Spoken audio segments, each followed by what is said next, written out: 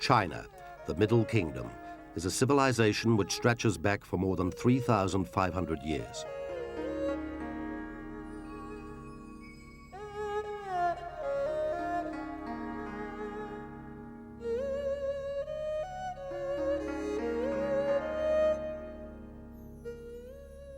Traditionally regarded as a land of mystery, it is only in this century that ancient China's secrets have started to unravel, with incredible archaeological discoveries providing us with an insight into China's early civilizations.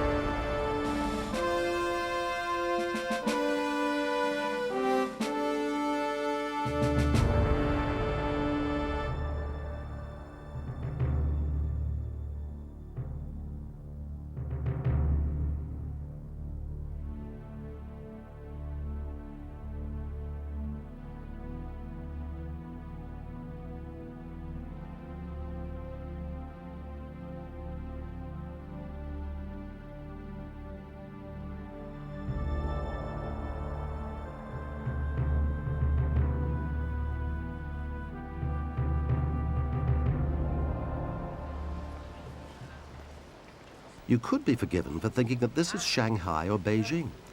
It is, in fact, London's Chinatown. Many capital cities in the West now have their own Chinese quarter, where Chinese culture is easily accessible. Whilst visitors can experience the flavors and architecture of the East, ancient China still reaches across hundreds of years and thousands of miles, with traditional symbols of lions and dragons abounding.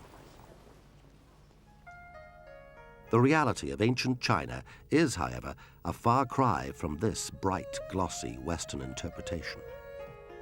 Chinese legend says that in the beginning of the world, there was a great chaos, and the sky and the earth were like the yolk and white of an egg. Then Pan Ku, primal man, was born. He gave form to the earth and sky, creating earth from dark, impure elements and sky from bright, clear elements. Every day, the sky became 10 feet higher, the earth 10 feet thicker, and Pan Ku became 10 feet taller. Pan Ku lived for 18,000 years, by which time he was very tall. The sky was very high, and the earth was thick and solid. When Pan Ku shed tears, they formed the Yellow and Yangtze rivers. His breath formed the wind, his words created roaring thunder, and his darting looks became lightning. When he finally died, his eyes became the sun and moon, and his body formed the 5 sacred mountains of China. His hair turned into the trees and plants, and his fleas became the human race. In the countryside of China, nothing much has altered over the last few thousand years. Fishermen have fished on the Yangtze River in much the same way for centuries, whilst men and women work the fields. There is, however, a noticeable lack of ancient architecture in this rural landscape, as most buildings were made from perishable wood. We can, however, through archaeological finds, chart human civilization in China right back to Paleolithic and Neolithic times. This is followed by the Shang dynasty of 1600 to 1027 BC. These people were the successors of the Stone Bronze Age people of China, and the Shang dynasty is the first indisputable dynasty in Chinese history, whose 27 or 28 kings ruled through divination, the reading of oracle bones and shells to forecast events. The earliest Chinese writing also comes from this period. This was a feudal system, where those at the core of the state were linked to the royal house by blood, beliefs, and self-interest. The Western Zhou dynasty runs from 1027 BC to 771 BC. The Zhou were a semi-nomadic clan who originated from the northwestern edge of Chinese land. And as they moved south, they came into contact with what was then China and the Shang kings. Over 2 generations, the Shang were gradually replaced. About 1000 BC, China, what was then China, which was just a relatively small area in the north, was conquered by the Zhou, what became the Zhou dynasty and the Zhou kings. And they set up, or continued, a feudal system of government, which quickly began to break down until the feudal lords began to take control and set themselves up more or less as princes of separate states. They still had allegiance, allegedly, to this king of Zhou, but in fact they were virtually independent.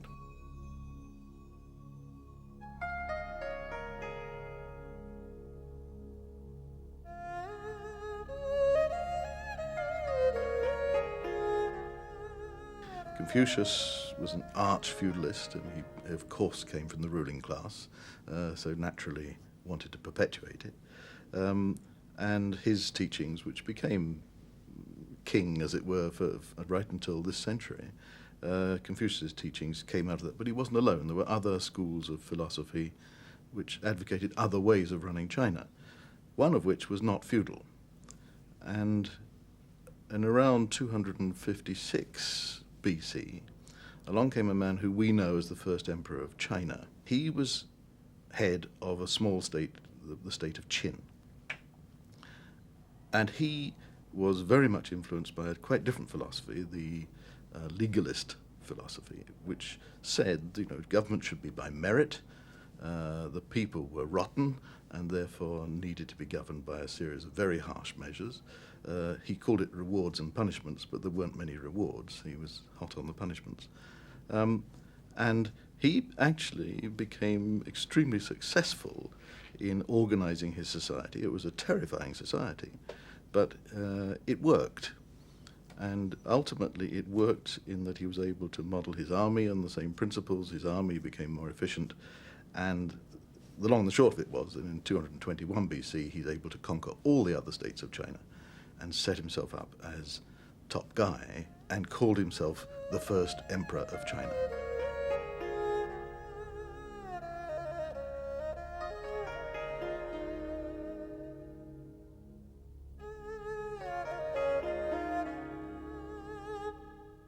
Each of these states had begun developing their own scripts for Chinese. He didn't want that. He couldn't communicate properly if he had different scripts. So he set to work, or set people to work, to devise a standardized script for China, which would operate right through his empire. And that standardized script is still with us. So when first emperor of China codified the language, and he forbidden anyone else to use any other scripts.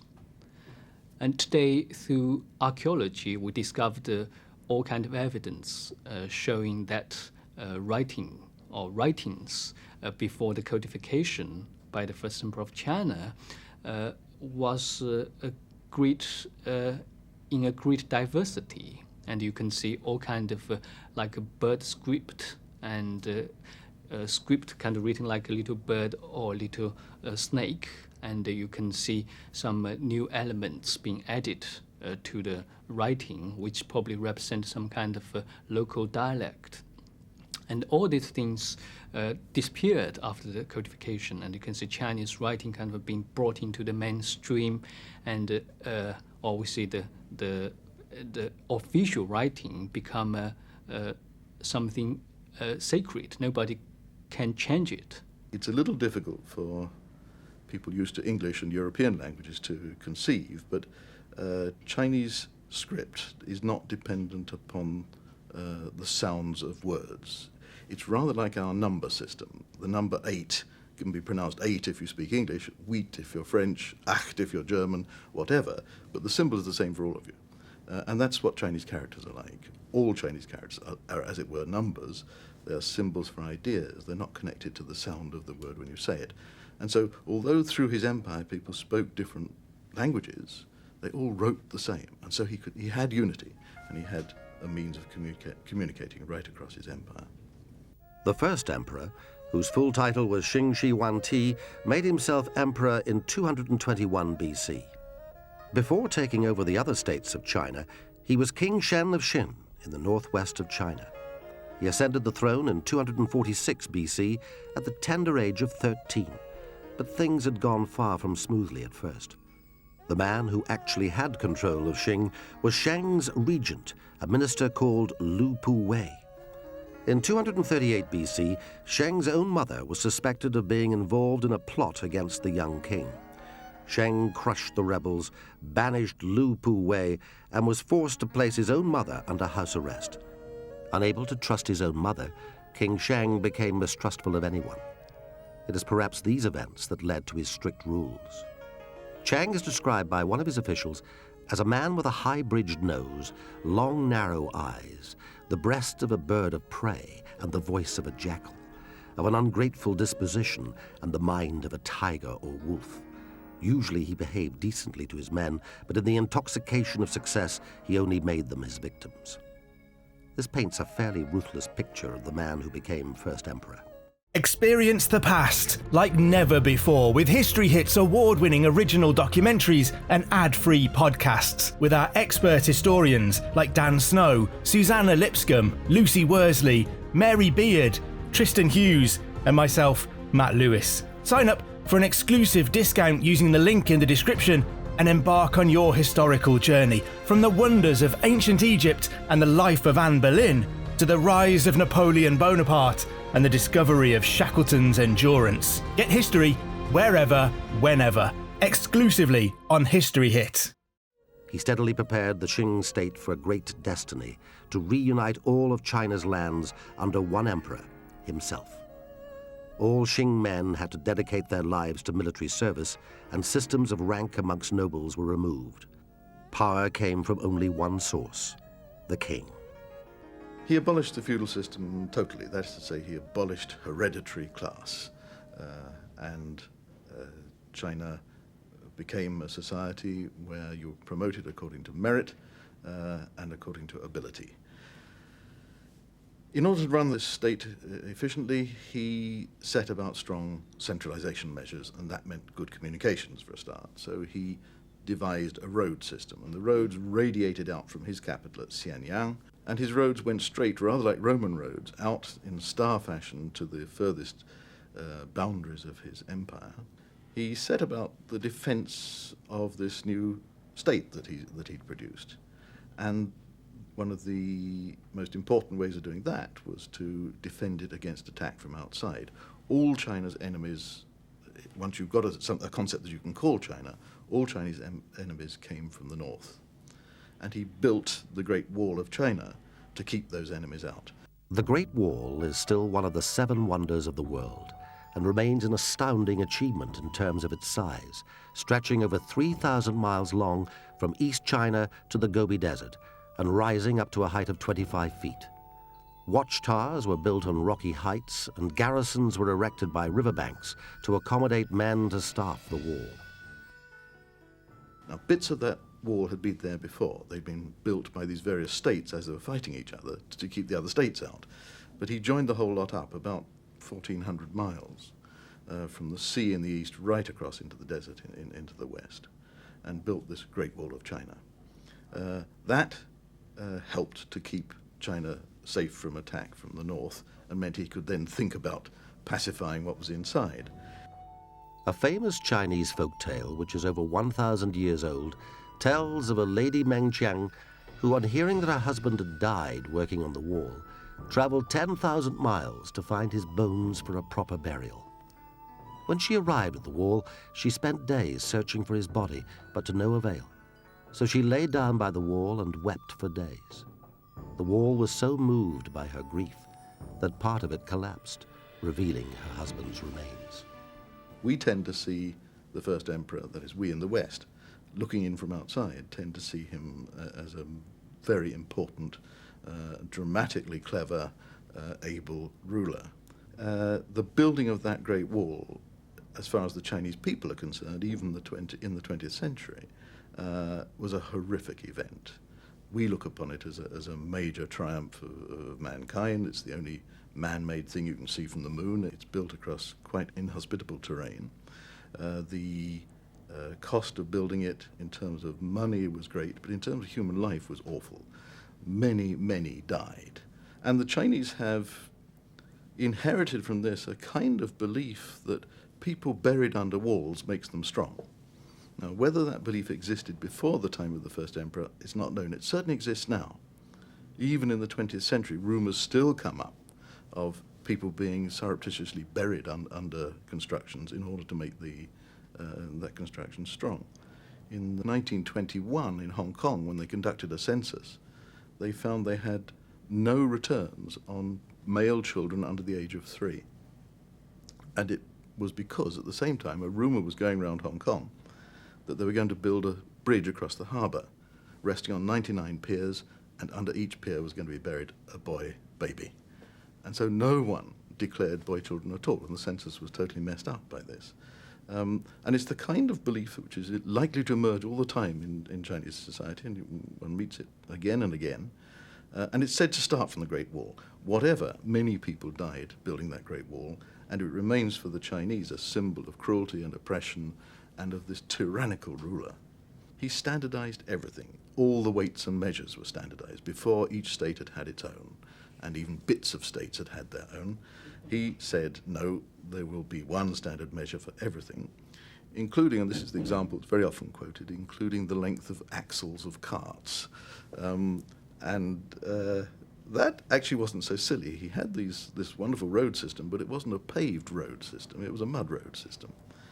And in wet weather, the wheels of the carts would very quickly make ruts.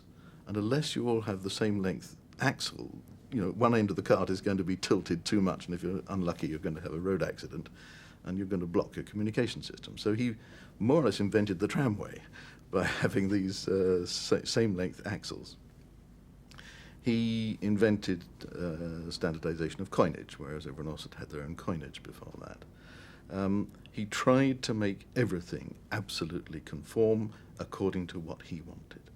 The first emperor of China achieved the notion of a unified China, of an empire.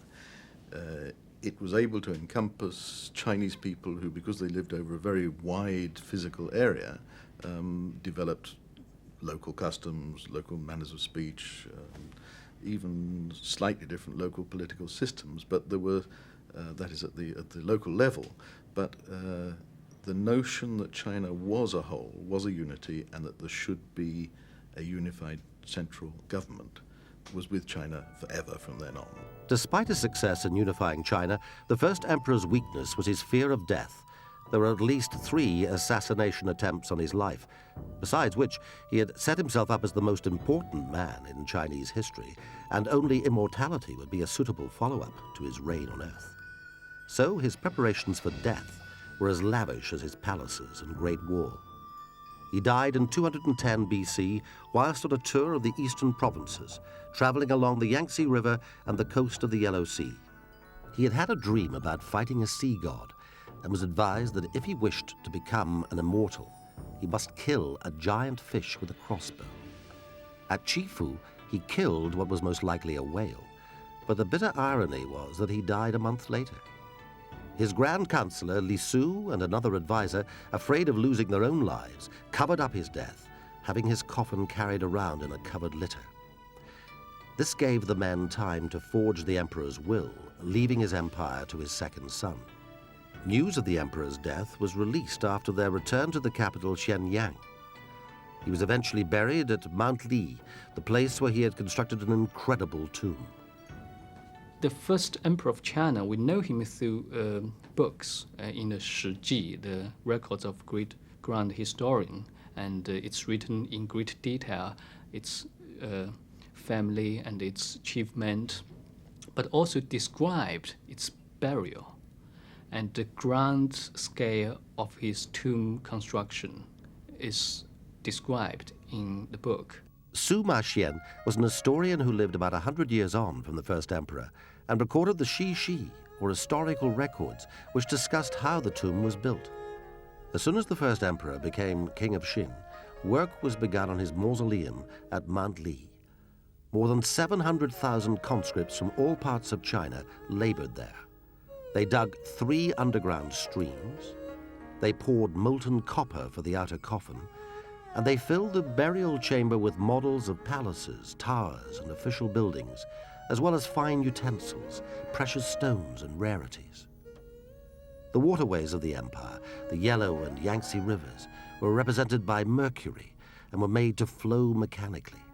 Above, the heavenly constellations were depicted, while below lay a representation of the earth.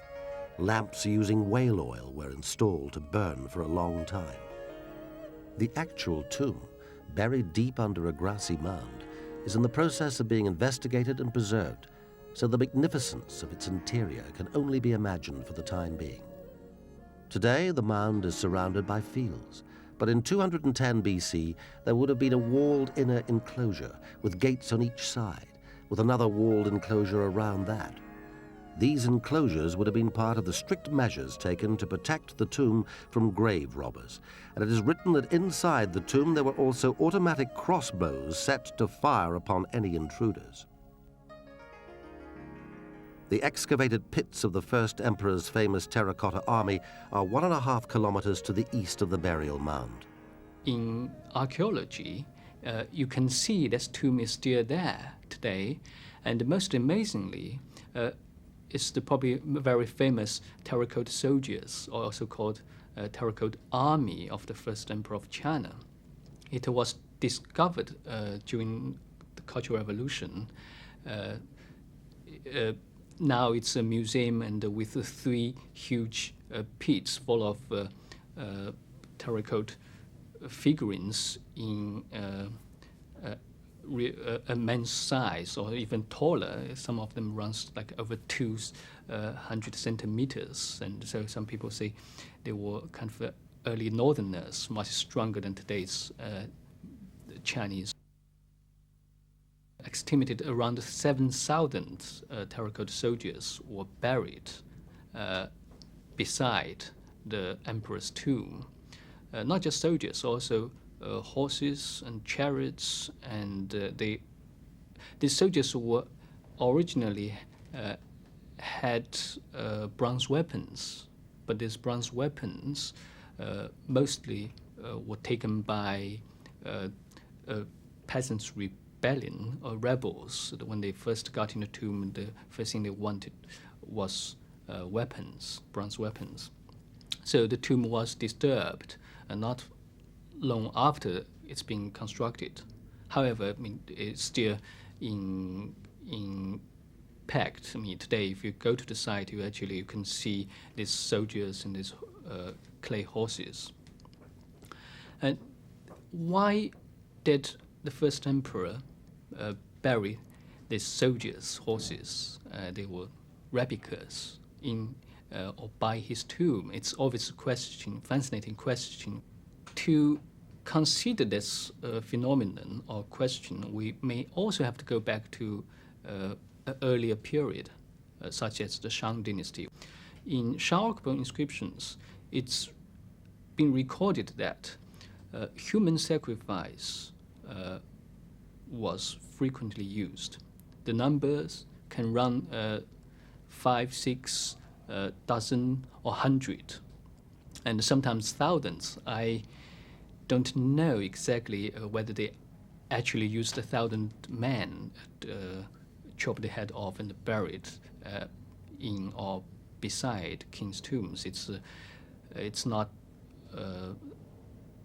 so far no evidence of over 1,000 people being killed, but certainly several hundreds kind of beheaded men were buried at the site. That's have been discovered.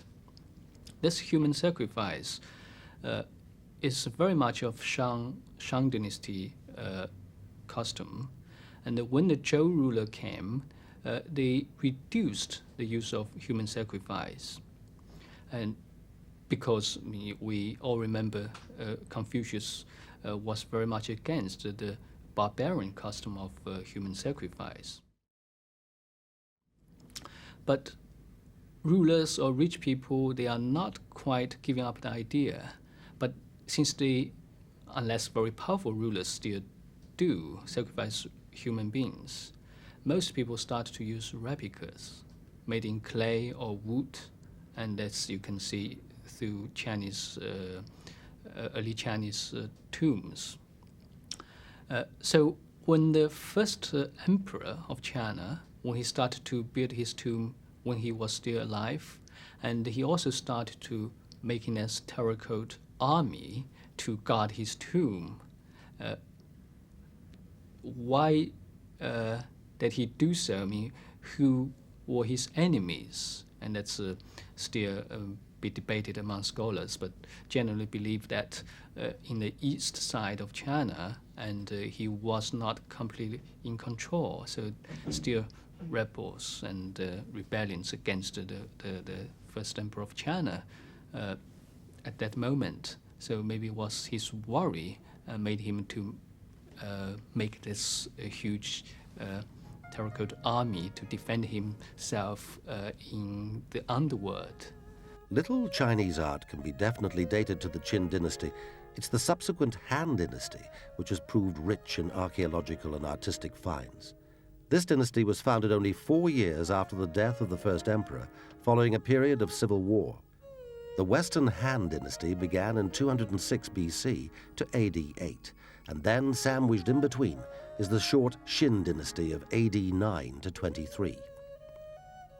This is followed by the Eastern Han dynasty of AD 24 to 220, so we are now looking at a total time span of around 400 years. The Han Dynasty is one of the great periods of Chinese art, one of the great periods of Chinese history. More or less, the cycle of dynasties, which continued uninterrupted until the beginning of the 20th century, had its pattern set in the Han Dynasty in this period from 200 BC to 200 AD, roughly speaking. And thousands upon thousands of Han Dynasty tombs have been discovered from that time. Those are the material that give us the greatest insights, not only into Han beliefs about death and the afterlife, but also the daily life and activities and what they considered important in their lives. One of the most spectacular finds has been a series of tombs in Changsha in Hunan province, right in central China. Essentially, they're mounds about 16 to 20 meters high. In one of these, 3 tombs were discovered, side by side, slightly overlapping. Each consisted in a deep pit cut through the man-made mound, back down to ground level and slightly below. In this was a magnificent heavy timber structure forming a central compartment for the tomb, for the actual coffins, which were a nesting set of coffins, and 4 compartments at the top and bottom and on the 2 sides, which contained grave goods. All of these were elaborately wrapped up, for instance, baskets of clothing, tagged and listed in an inventory on bamboo slips. The whole burial was sealed in with a thick layer of charcoal and another thick layer of white clay, which rendered the whole thing impermeable. This was a common method of burial in this particular area, and ever since, the beginning of this century, tombs in this area have been discovered that are in good condition. But the difference in this tomb is that the condition in which everything was found was practically pristine. There had been little decomposition, even of the body of the lady who was buried there. In the nest of three coffins, practically the last object that was deposited in the tomb would have been a silk banner, which was folded and laid on top of the innermost coffin, that containing the body of the lady herself. It appears to be a funerary banner which might have been carried in procession to the grave, and which represents the lady herself, seen with her servants in the center, and her transformation into a heavenly spirit with a snaky body right at the top of the painting.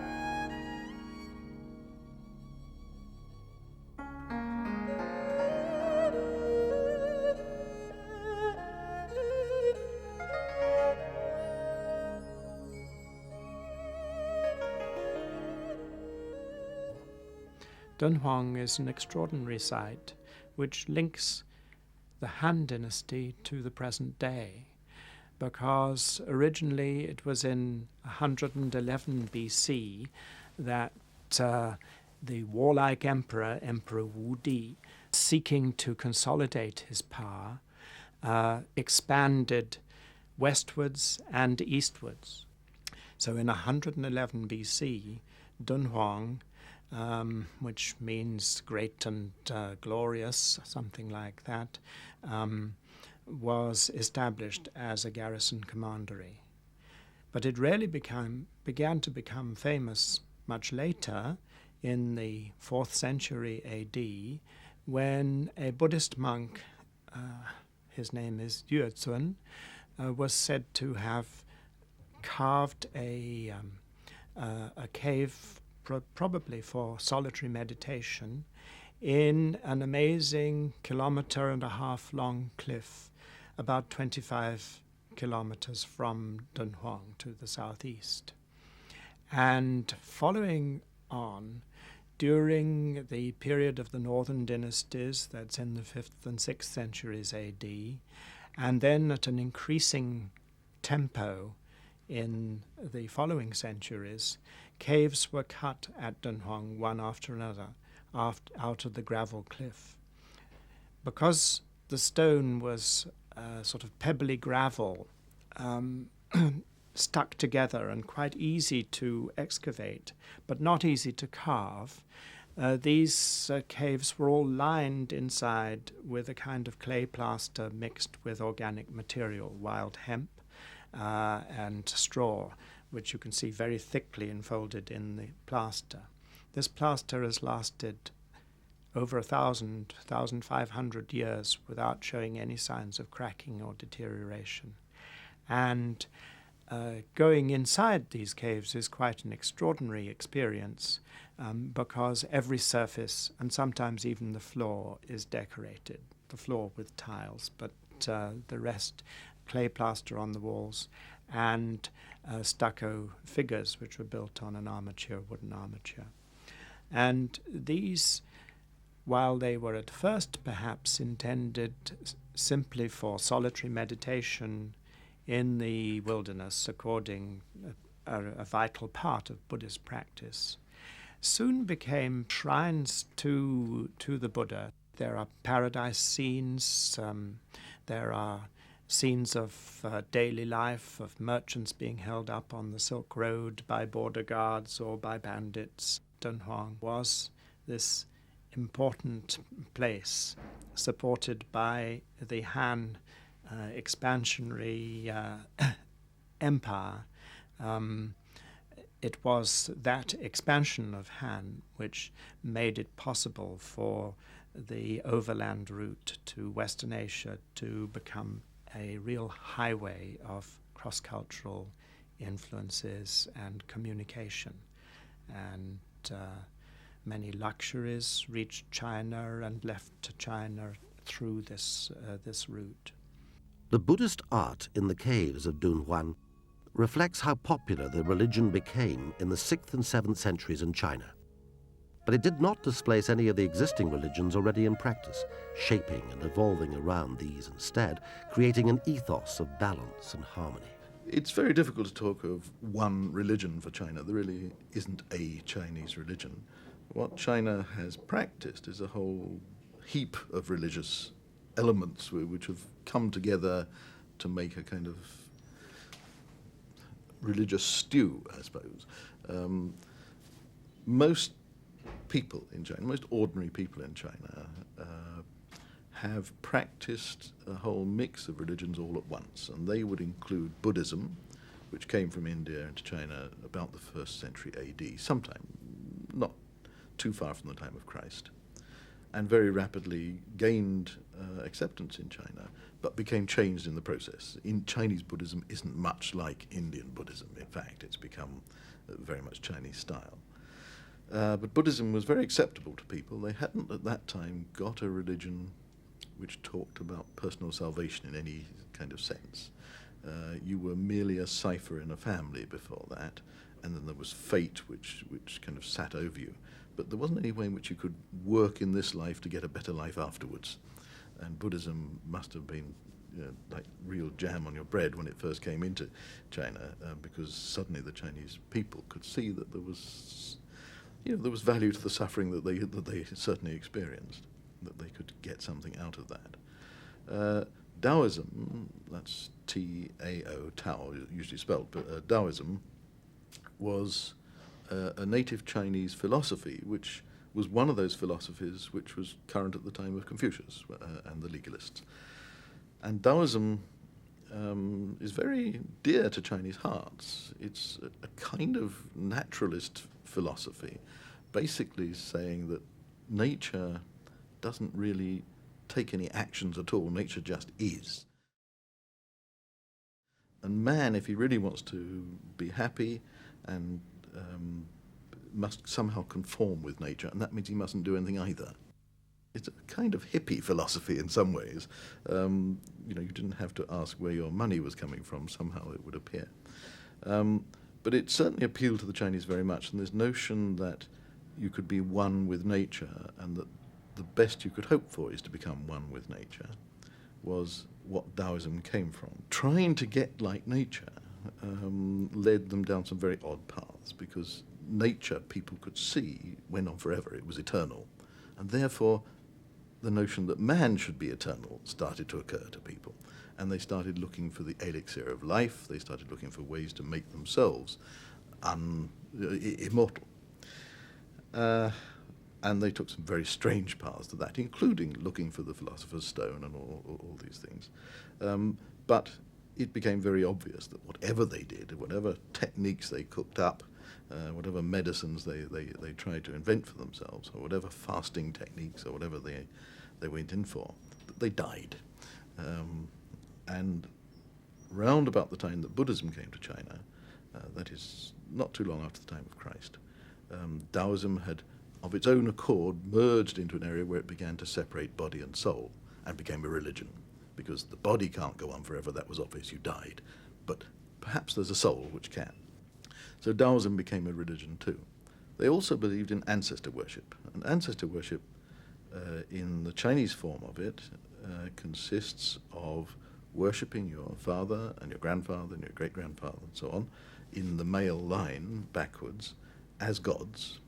And those ancestors would then look after you in this life, you hoped. In some ways it's a kind of negative religion, because if you don't worship them, their souls get into dreadful difficulty in the afterlife, because their souls are kept alive by the offerings that you make to them. If they die, you're going to pay for it. But there was also the positive side, that you believed that your ancestors had a positive interest in your welfare, and in return for your worship, they would do their best to ensure that your life was good on this earth. It was the religion of the family, and the family was very important to the Chinese, and remains so today. Ancestor worship, Taoism, Buddhism, all kinds of nature beliefs, the beliefs that mountains and trees and streams and things had gods associated with them which had to be placated and worshipped, and a huge belief in the presence of evil spirits and ghosts everywhere, meant that the Chinese culture was kind of beset with all kinds of religious and quasi-religious phenomena. And Chinese people tended to believe in all of them. The Silk Route not only opened up China to religious and cultural influences of Buddhism, but also to trade with other countries. The Silk Route, as its name suggests, was used mainly to trade silk through to Persia and then on to Europe. And this network of roads remained the same throughout later dynasties. Way back in the time of the height of the Roman Empire, had a more or less common boundary with China in Persia. And silk traded across to the Roman Empire, around the time of Christ. The Romans knew about silk. They couldn't produce it. It came from China. And some very odd stories about how they believed. It was rather like the spaghetti tree. They had this vision of the kind of silk tree, which produced this stuff, which they coveted. But trade with China went on not by sea generally, a little trade by sea with the Arab world, but mostly by land across the old Silk Route and into Persia and then down into Europe. But it wasn't really considered to be a good thing by the Chinese. They didn't really want it. They wanted to be self-sufficient. And in later years, we see this same desire being acted out again and again as Chinese rulers have tried to keep China kind of isolated from the rest of the world. And this has gone on right into, really into the 1980s, with just minor attempts by some slightly more enlightened, perhaps emperors, who have tried to trade a bit. And that trade changed over time. There was silk, of course, and later on, probably around the 8th or 9th century, we get tea. The Chinese had started drinking tea themselves by that time. And of course, tea is enormously valuable, not just because people like the flavor, but it's very good for health because you have to boil the water, and it has an immense effect on public health if you're a tea drinking nation. And the Chinese knew about that, and tea was very important for China. Tea was not widely known of in China until the Tang dynasty around AD 600, when it was introduced from the border country around India. Its arrival in China is actually ascribed to the later period of the Sung dynasty of AD 960 and onwards. Buddhist monks had discovered that tea contained something which helped to keep them awake during long periods of meditation. This, of course, was caffeine. Chinese legend has it that the Buddhist monk Bodhidharma cut off his eyelids to help keep himself awake whilst meditating. These fell to the ground where they grew into tea bushes. The leaves on the tea bushes were exactly the same shape as his eyelids. The Chinese have over the years developed a special red clay which they use to shape delicate teapots, which is said to improve the flavor of the tea. The worst problem was there was nothing they wanted from the outside world, so they couldn't trade it. And this, in the 17th, 18th centuries, developed, and early 19th centuries, developed into a major problem for traders who wanted desperately to get Chinese goods and had no means of paying for it, except ultimately silver. And silver on the world market became an extremely difficult commodity in the 18th and 19th century, because it was all disappearing into China, which the Chinese didn't particularly want either, but there it was.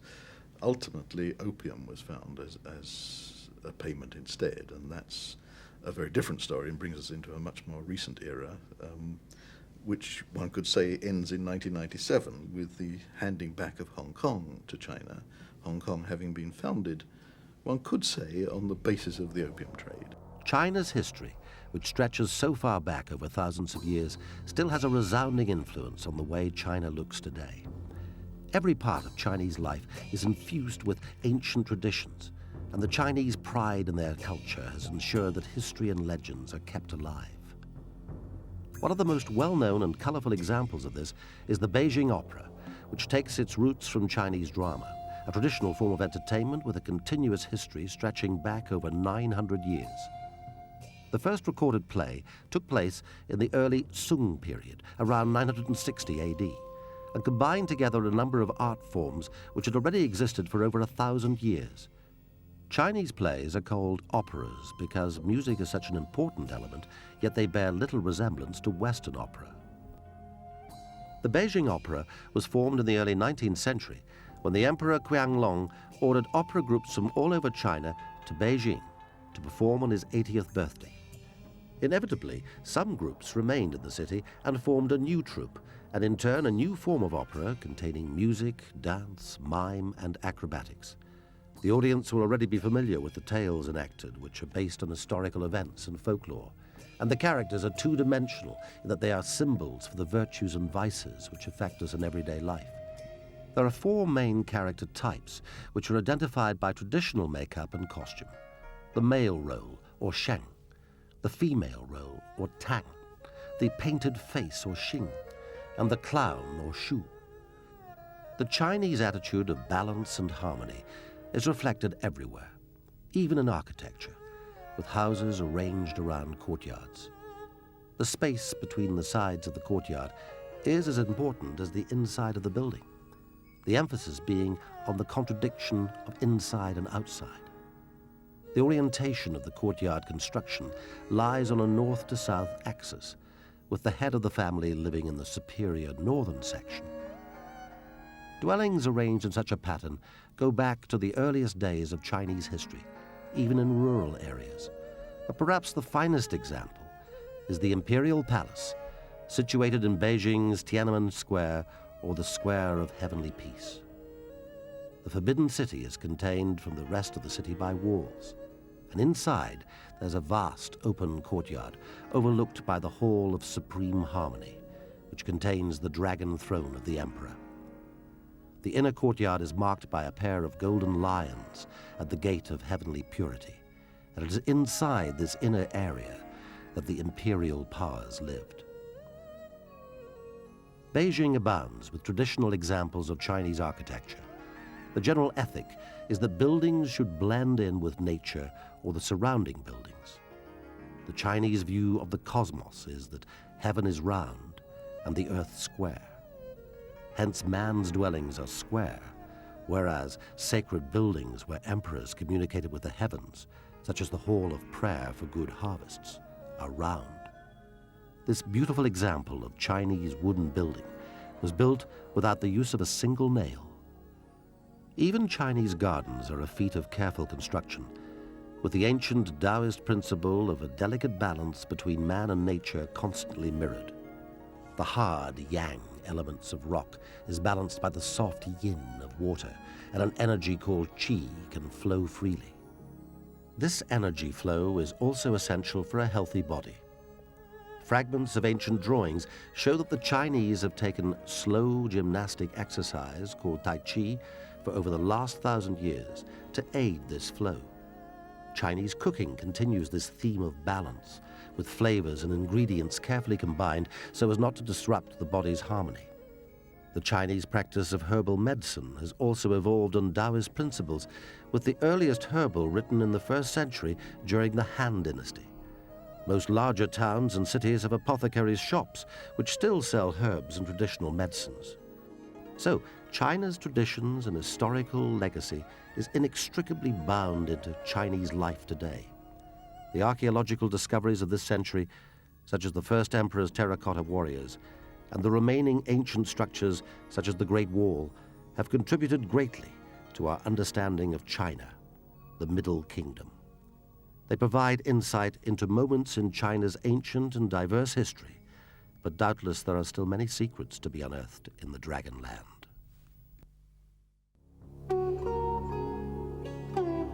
Elephants, snake charmers with cobras, peacocks, and chaotic bazaars, the images most people associate with modern India.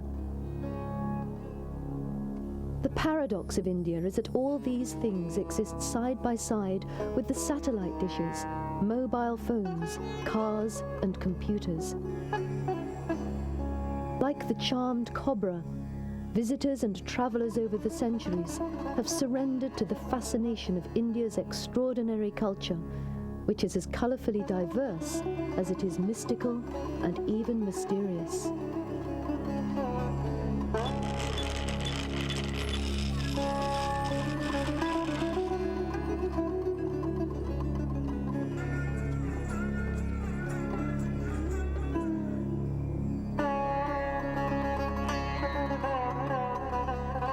As old as the ancient civilisations of Egypt and Mesopotamia, India is unique amongst these ancient societies in that its culture and beliefs have withstood many upheavals from within, as well as invasions from without, to remain virtually the only society in the world with living religious and social systems so old that they are still vital and intact, and showing no signs of dying out, even after 5,000 years.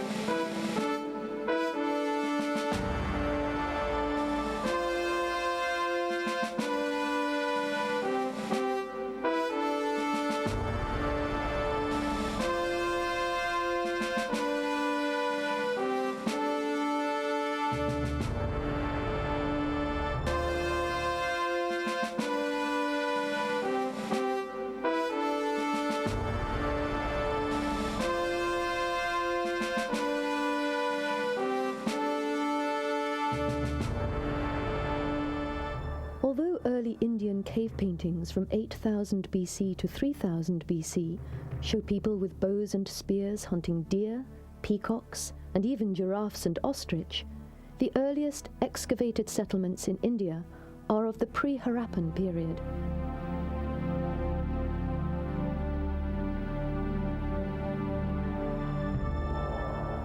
These were wheat-growing and animal farming communities from 3500 BC, the remains of which have been found in Baluchistan, Quetta Valley, and Kalat, all in modern-day Pakistan. Similar settlements have also been found in Afghanistan. The Harappan civilization was so called because of its largest excavated settlement was found at Harappa in Pakistan, where so many other Harappan period sites have been excavated, including Mohenjo-Daro. Mohenjo-Daro threw a spanner in the works because it suggested that here was this great urban entity in India without any obvious connections with Europe or with the rest of the habitable world. Much effort was made to discover connections with Mesopotamia to show how one might have sprung out from the other. What archaeologists have discovered today is that really Mohenjo-Daro and Harappa are just the tip of the iceberg. Harappan civilization was centered in the valley of the Indus River. Many towns of this period have been excavated along the Indus, and it is also believed that there are many more still to be found. The earliest period that we can talk about are basically on the basis of excavations done at Harappa and Mohenjo-Daro. And this civilization dates back to about 5,000 years in history.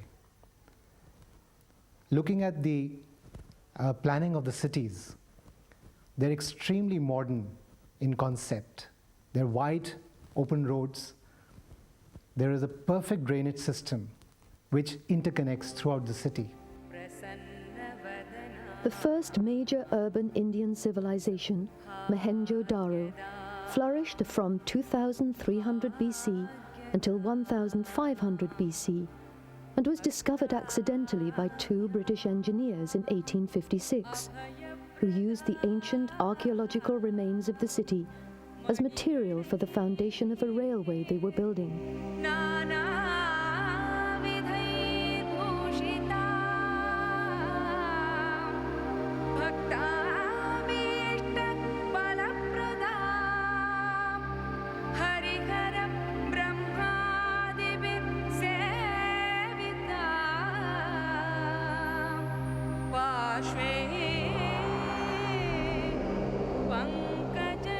The earliest roots of the Hindu religion can be seen in the art of this period.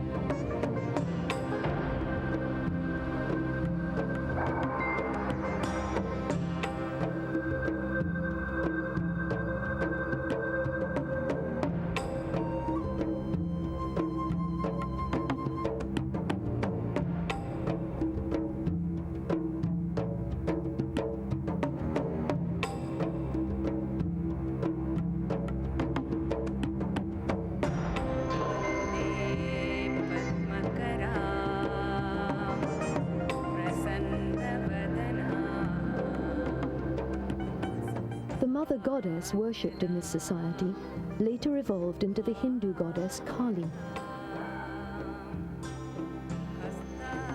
Another important Harappan god later came to be identified as Shiva.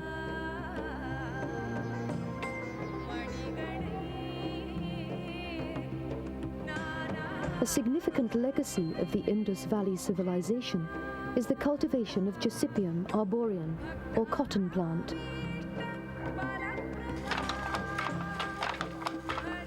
Weaving and dyeing of cloth also originated here and were among the luxuries that India was to become world-renowned for, as it is even today.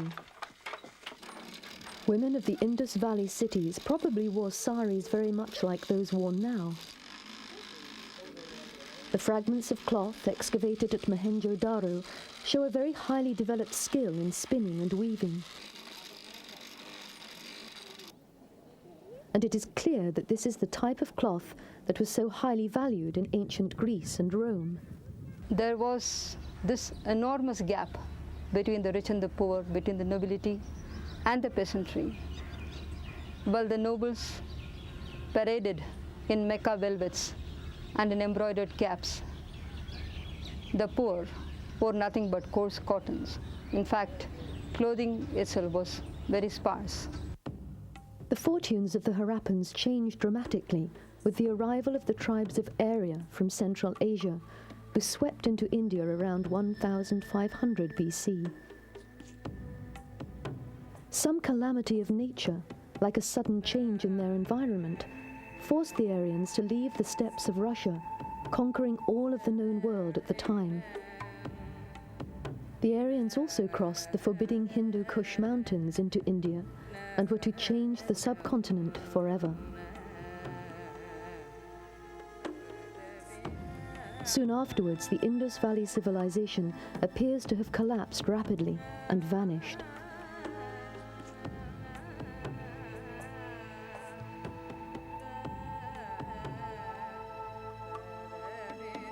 The history of the Aryans in India comes to us in the form of their language, Sanskrit, their poetry, which was memorized and passed on by repetition, and their religion, which is very close to the modern Hinduism practiced today by the majority of Indians. The invading Aryans gradually absorbed the beliefs of the Indian religion, as the important Aryan gods took on the attributes of the local Indian gods.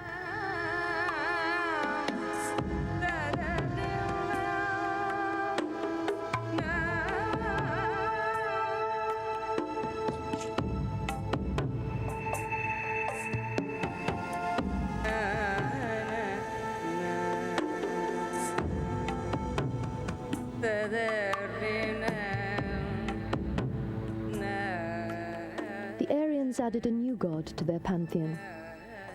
This was Indra, a god of war and also of rain. Being a young god, Indra was inclined to get into fights, drink too much, and eat everything he could lay his hands on. By this time, a caste system was evolving, which became so engendered in the social fabric of life that people just fell into compartments, and they were doing things which their fathers or their grandfathers were doing. So skills passed on from father to son, their professions passed on from father to son. The caste system was so strong that the highest form in this system was the Brahmins. This was followed by the Kshatriyas, who were the warrior class, which was followed by the Vaishyas, they were the administrative class, and the Shudras, which were the lowest class. There was no intercaste marriages. This was to preserve the people belonging to a particular caste. It was in a kingdom near Nepal, in about 565 BC, that Prince Siddhartha was born. His family belonged to the Kshatriya, warrior caste. Siddhartha grew up to renounce his privileged life of luxury, leave his young wife and small child, and become a wandering hermit in search of spiritual salvation. Siddhartha was later named Buddha, meaning the enlightened one, and his beliefs were the basis of a religious philosophy which emphasized compassion for the suffering of others, the practice of meditation, and the principle that desire and sorrow are the cause of all the suffering in the world. Buddhism was unique amongst the Indian religions because in addition to monasteries, there were Buddhist nunneries which allowed women to devote themselves to a religious life. Otherwise, women had no independent status in Indian society in the 6th century BC. By this time, the Brahmins had taken over the religious ceremonies which were being held in every household, which previously were conducted by women. So the women got relegated to the background. They were just, as a housewife, they were conducting their duties. The woman's value is in the maintenance of the house, and a good woman is like a goddess. You know, she'll take care of all the prosperity in the house. In other words, it's a very patriarchal logic that you find running all through this time period. Now that is the evidence that comes through the literature. The same literature also provides us with several episodes, however, where you have examples of women playing extremely important social and political roles. I mean, at precisely the same time period when all these patriarchal statements were being made, there was a queen that ruled from Delhi. The influence of Buddhism on Indian society is still visible, and some of the finest pieces of Indian art are devoted to Buddha.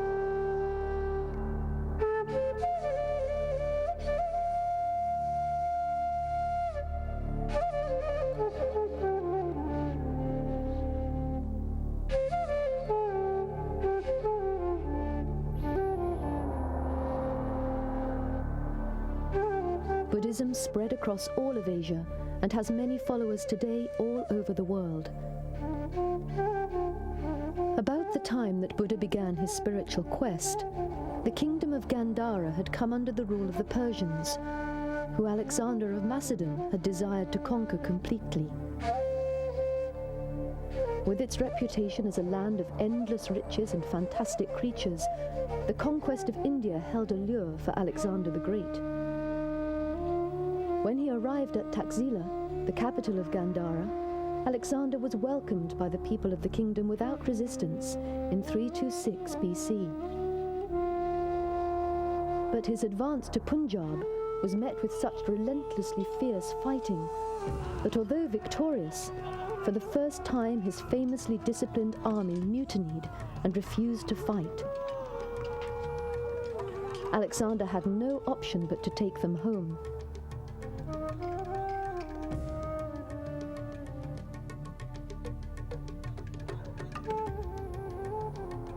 By the time Ashoka came to the throne in 269 BC, the only part of India not under the dominion of the Mauryan Empire was the region ruled by the Kalingas, the current-day state of Orissa.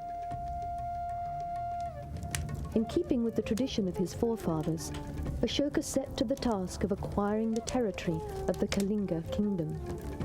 The subjugation of this kingdom to Mauryan rule resulted in more than 250,000 people being killed or captured, and later dying of starvation and disease. The horror of human suffering on this scale so moved Ashoka that he became a Buddhist and gave up the pursuit of power through the conquest of other kingdoms.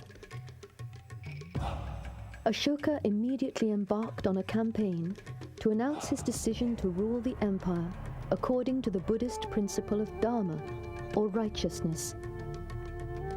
To make his new beliefs known, Ashoka had his edicts inscribed on huge stone columns, which were then erected all over the country. Ashoka was also revered for presiding over the first great council of Buddhist priests, at which the Buddhist writings were collected into formal scripture. It is due to the initiative of Ashoka that Buddhism became one of the great religions of the world, and even after its influence had declined in India, it flourished in other Asian countries, as it still does today. Ashoka's kingdom was impeccably administered, and by this time, society was neatly divided into rural villages, which provided the food, rent, and tax needed to maintain the vast imperial establishment.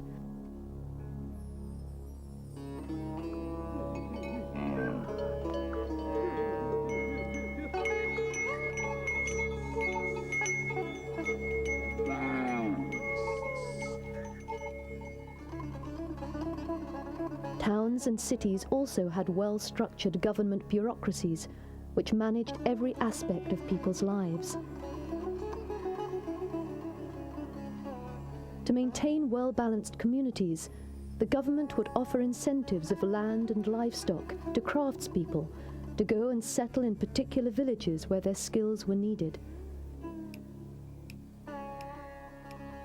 We learned that there were efficient craftsmen who could do work in gold, silver, lead, tin, and there are also traces of work done in bone and ivory.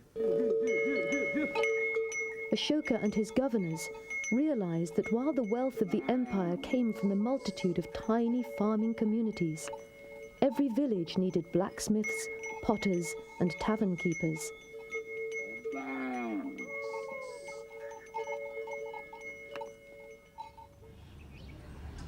In terms of their dietary habits, wheat and lentils were the staple, and those who could afford it, which means the upper classes, there was meat to be had, although it was expensive. The Mauryan Empire disintegrated bit by bit after Ashoka's death in 232 BC. In 184 BC, the last Mauryan emperor, a descendant of Ashoka, was murdered by his commander-in-chief, ending the first great Indian dynasty, which had lasted for about 140 years. The usurper had no sympathy for the Buddhist ideals of compassion and toleration. He killed Buddhists and destroyed many monasteries before restoring orthodox Hinduism. The next centuries saw many smaller dynasties and empires rise and fall all over the subcontinent. It was a period which has given us a great and varied cultural legacy. The Buddhist sculpture from the Gandharan region combines the delicacy of Greek classicism with the stylized serenity of Indian Buddhist images. By the 6th century AD, many of the Han invaders of the previous century had assimilated into Indian society, and their descendants, the martial Rajputs, held sway over north and central India. The Rajputs were great patrons of the arts, and it was during their reign that the most magnificent temples were built.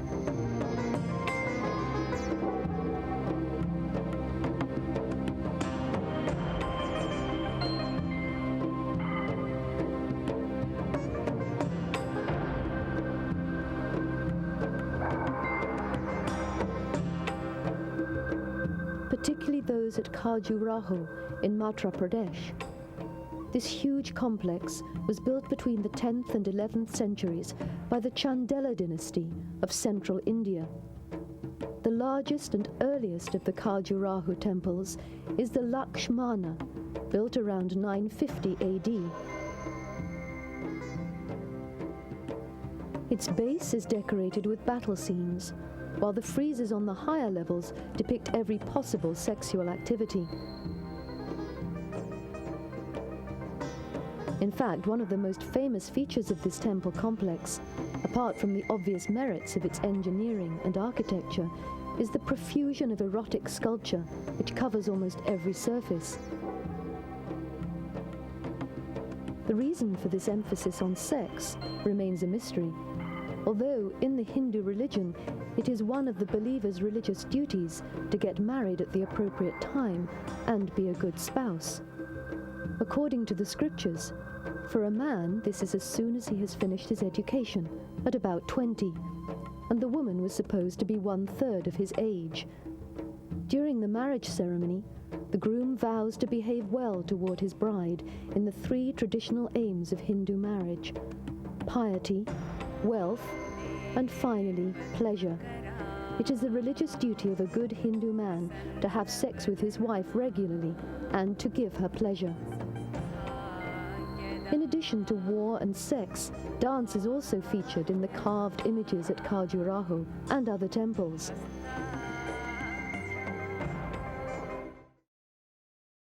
This may be considered an expression of bhakti, a Hindu concept which has been described as the urge to dance and sing one's god. The dancing figures carved on the Khajuraho temples are stylized, just like the forms of Indian dance are stylized. The Asparas, or divine female creatures, are idealized feminine beauties. They were said to have foreheads shaped like the waxing moon, eyes like lotus buds, and lips like the bow. The central theme that runs through them all is this element of the drama on the one hand, and in the solo forms, it's the element of the Naika, the woman.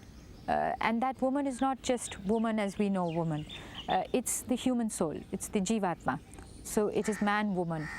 That is a person who is vulnerable to all the elements and all the ups and downs of life, and that Jivatma is constantly striving to be united with the Paramatma. That is the perfect being, the perfect soul. So this is the theme of all solo interpretation.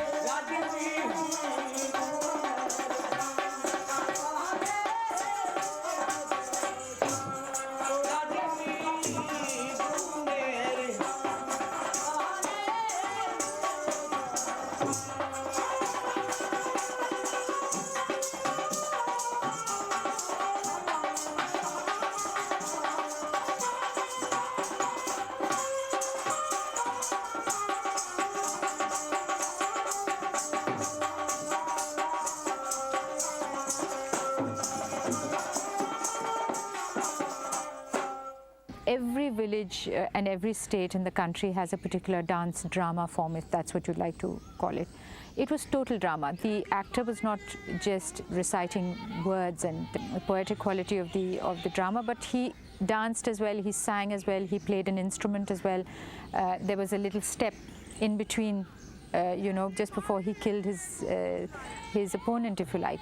And that is the coming together of talas and ragas and everything in the dance drama.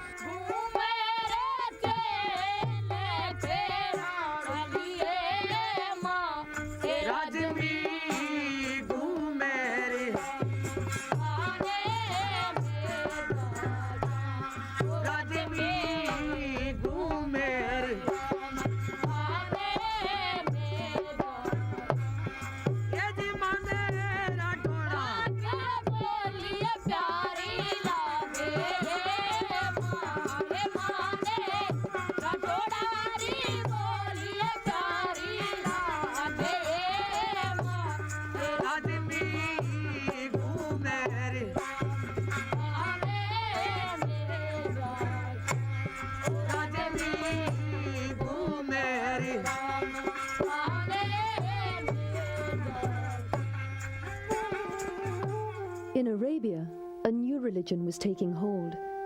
Islam grew out of Judaism and Christianity to become a force that would transform the constantly warring Arab tribes into a unified nation. With this new unity, they would invade and conquer virtually every land in every direction that they turned towards, from Asia Minor to Africa, and from Spain to France, across the steppes into Central Asia. This faith, when it encountered the ancient Hindu religion with its elaborate caste system, was to create a radical change in every aspect of Indian society, including religion and politics, but most dramatically, Indian culture.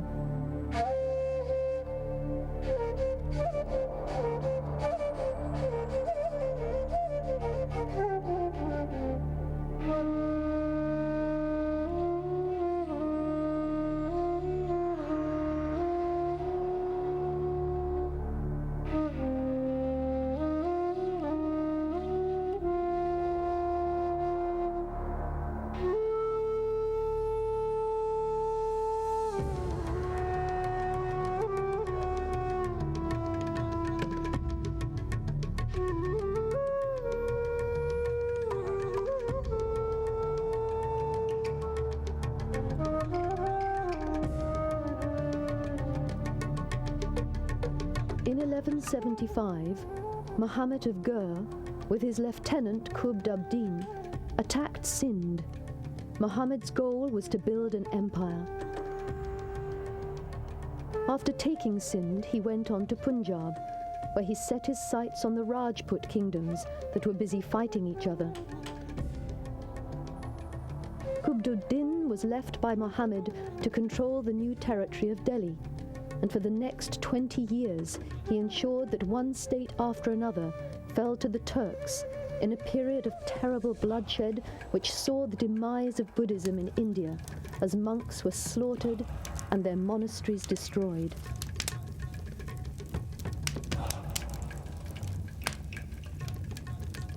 Then, in 1206, Muhammad of Ghur was assassinated, and Qutb ad-Din became ruler of the kingdom that came to be known as the Delhi Sultanate.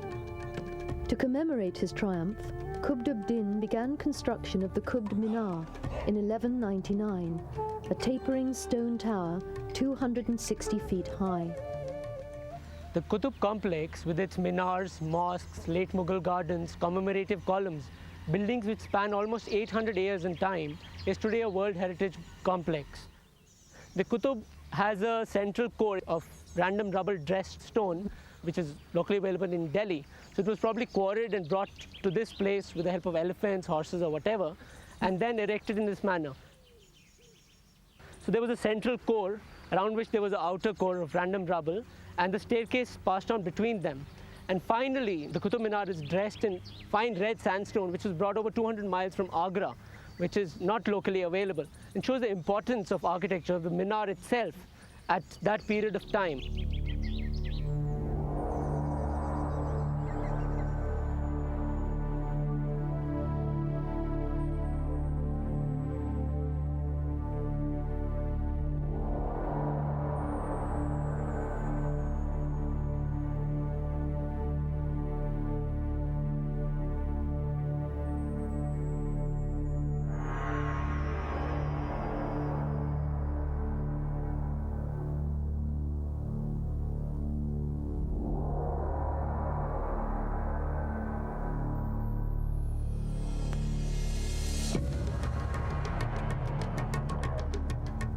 The Qutb Minar and the mosque attached to it were built on the foundations of an ancient Jain temple, parts of which were used for the new mosque, as had become the custom amongst the Muslim conquerors of India.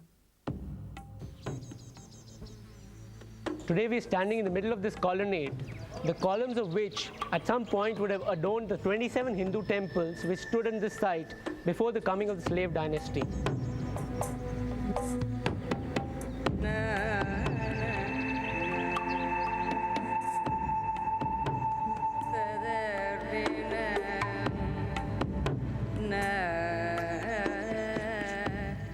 These bells, the Vastupurush motifs, and many other Hindu deities which adorn these temples were defaced with plaster so that they're not shown within the mosque complex, as Islam forbade the use of human figures and any other living being in its mosques.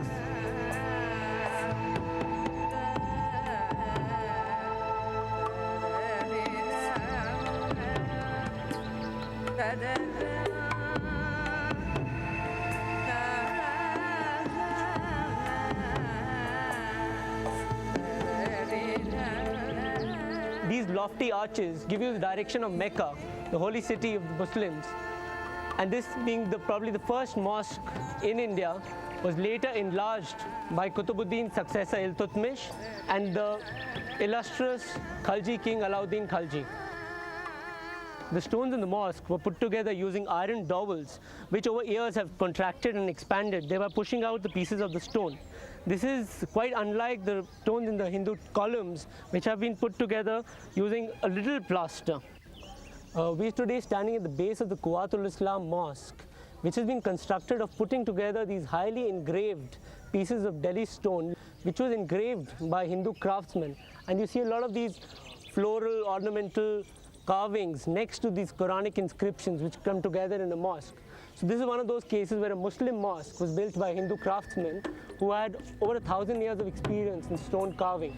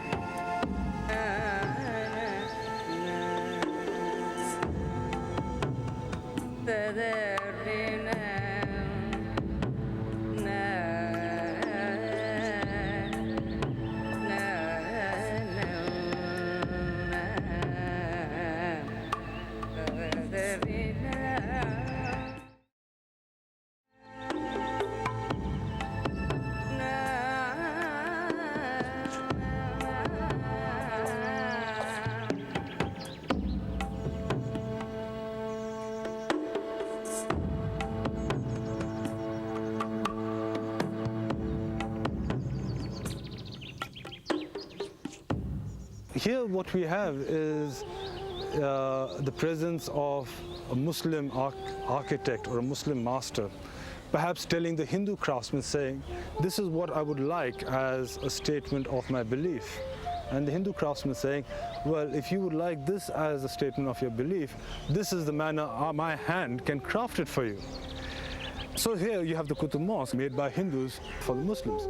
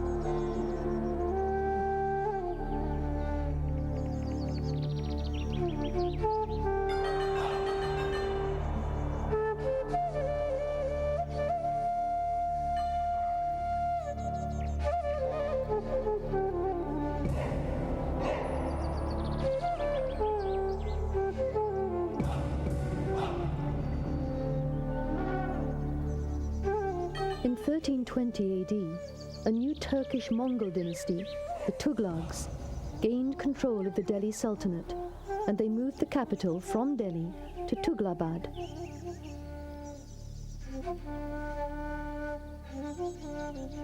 This was a heavily fortified city with over 50 gates, some of them with ramps for elephants to enter the city.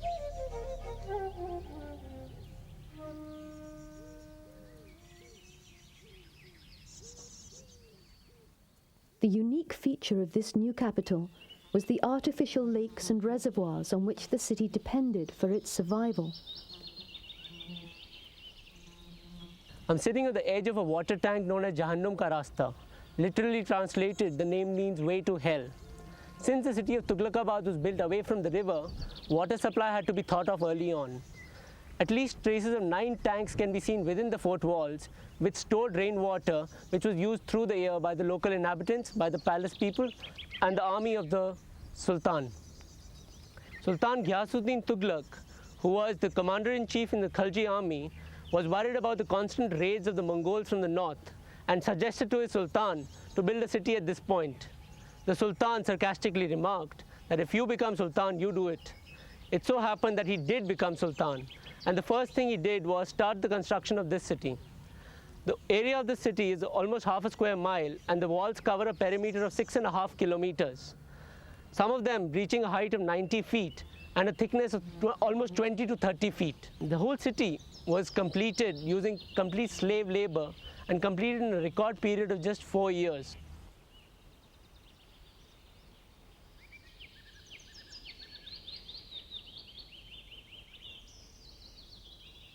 The whole fort was divided into 3 major parts, which included the palace, the citadel, and the city.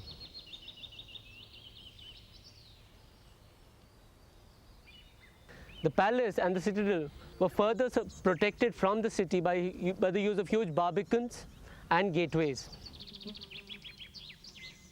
On the south side of the fort was protected by a large water barrier, and within this barrier stood a hilly outcrop. And Ghiyasuddin realized that if the hilly outcrop was taken over by the enemy could attack this fort using things like slingshots, chucking in dead animals to start disease, which would have resulted in the fort having to be abandoned. So he fortified this rocky outcrop, and it was only later that he got this whole idea of building his own tomb within that rocky outcrop much before he died.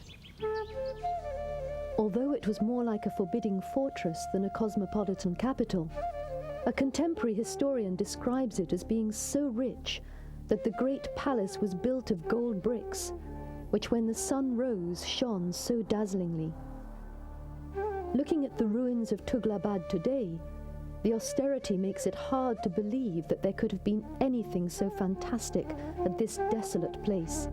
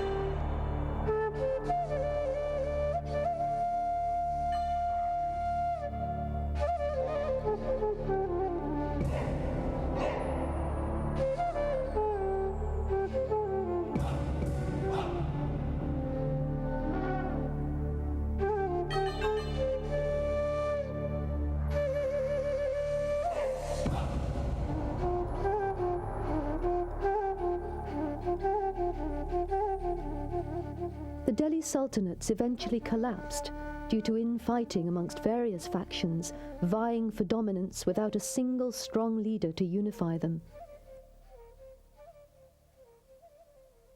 In 1526, a new age in Indian history began with the founding of the Mughal Empire by Babur, who, descending from both Tamerlane and Genghis Khan, was a young man in search of a kingdom. In addition to being a brilliant warrior, Babur is famous for his love of poetry and elegant gardens, which he would create wherever he went.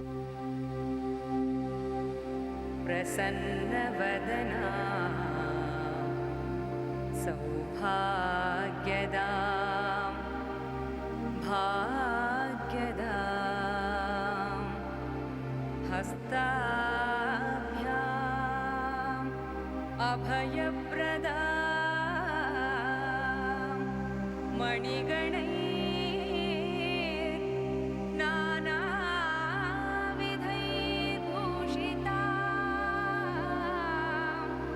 भक्ताभीष्टफलप्रदा Harihar ब्रह्मादिभिः सेविता it is due to Babur and his heirs, Humayun, Akbar, and Shah Jahan, that the synthesis of Muslim and Hindu culture took the stunning form that has distinguished Indian civilization from the 16th century to the present.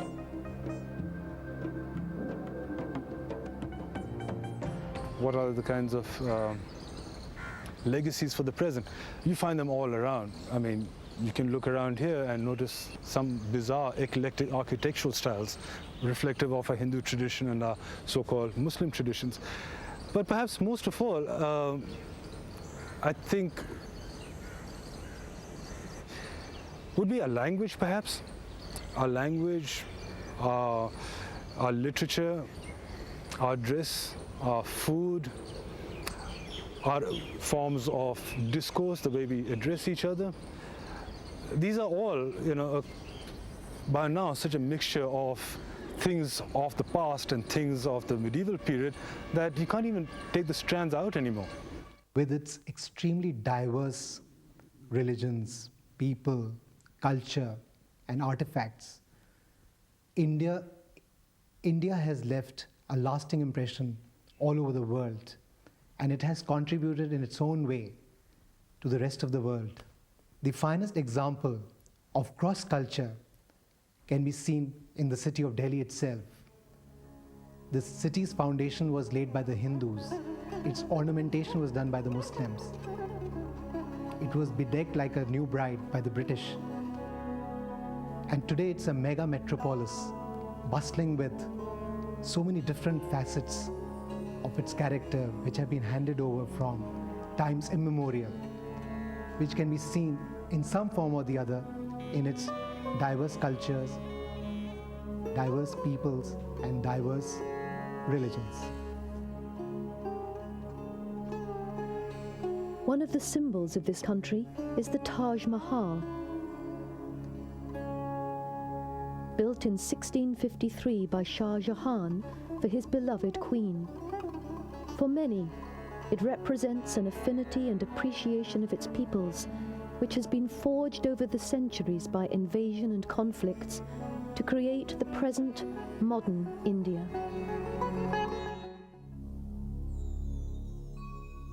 Japan, an ancient culture which spans thousands of years. Japanese legend says that the islands of Japan were formed by the tears of a goddess. As each tear fell into the Pacific, an island formed in its place. In peaceful times, Japan was an elegant land of water gardens, cherry blossom, and poetry.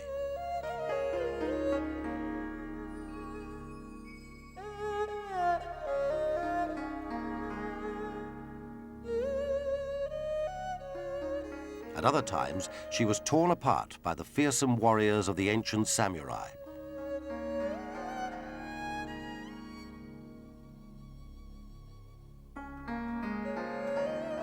These men, much feared, were also revered as the most powerful people in Japan. Its history reveals an incredible story.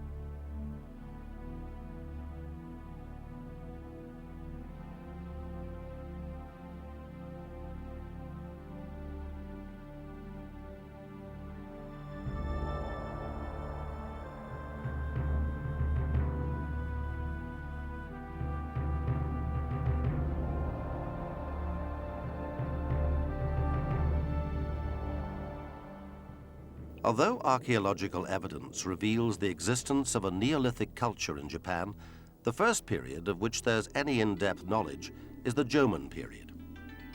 This stretches way back from 10,000 BC up to 300 BC, when the land was peopled by nomadic hunter-gatherers.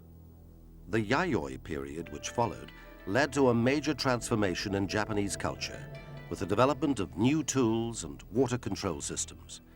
This made wet rice cultivation possible, changing the face of the land forever.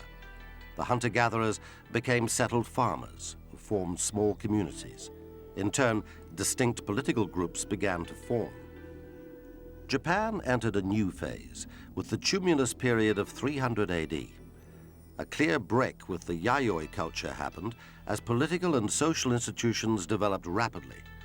During this age, huge earth and stone tomb mounds appeared along the coast. They were called tumuli, hence the name tumulus period. These housed the dead rulers of various independent kingdoms. As time went by, one clan based in the Yamato Plain area emerged as more powerful. By the 6th century, the Yamato Sun line controlled the hierarchy of clans, and subsequent emperors descended from this line. Buddhism arrived in Japan from Korea in the 6th century, during the Asuka period. Emperor Yomei and all succeeding emperors were Buddhists. Chinese writing techniques had arrived 100 years earlier, making Buddhism more accessible to the nobility along with Chinese philosophy.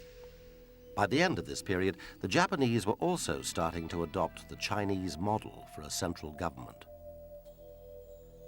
During the Nara period of 710 to 794 AD, the system of centralized imperial rule, or Ritsuryu system, as the Japanese called it, was fully enforced. This set the pattern for subsequent dynasties. The Ritsuryu system continued into the Heian period, but began to crumble in the 9th century.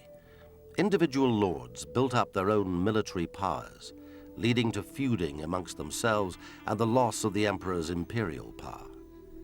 During this age, there was also a breaking of ties with China, with the Japanese creating their own writing system.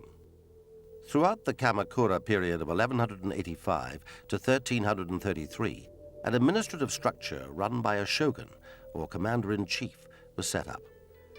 Individual landowners employed private armies to defend themselves, and the samurai warrior evolved. The shogunate form of government, run by the warrior class at a distance from the imperial city, was to endure for 676 years.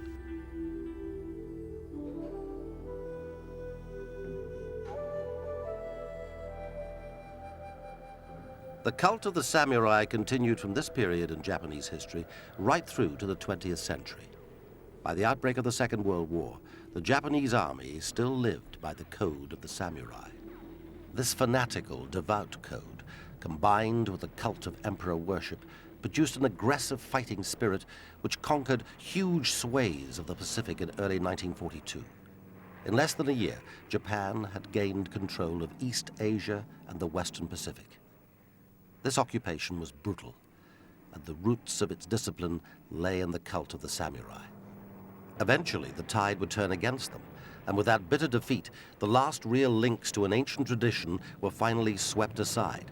But it did not die so easily.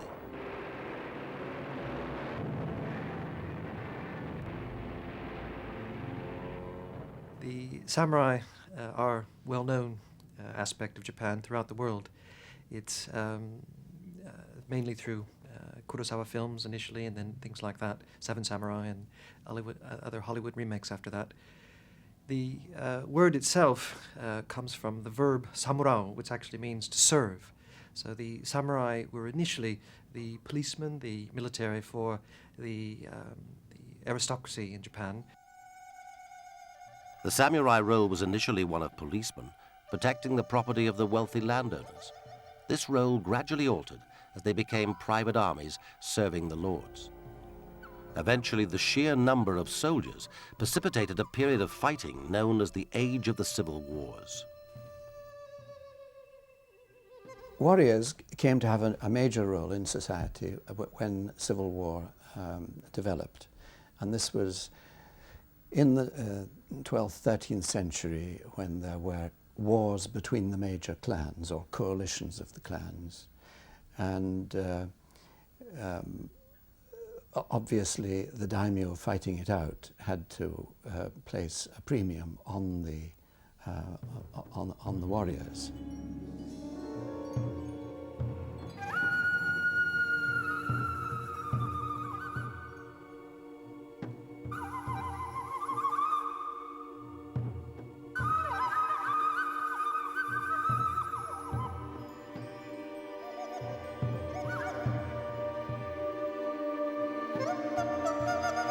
The warrior's choice of battlefield weapons would be the katana, which is known as a samurai sword, the yari, the spear, and the naginata, which was the halberd.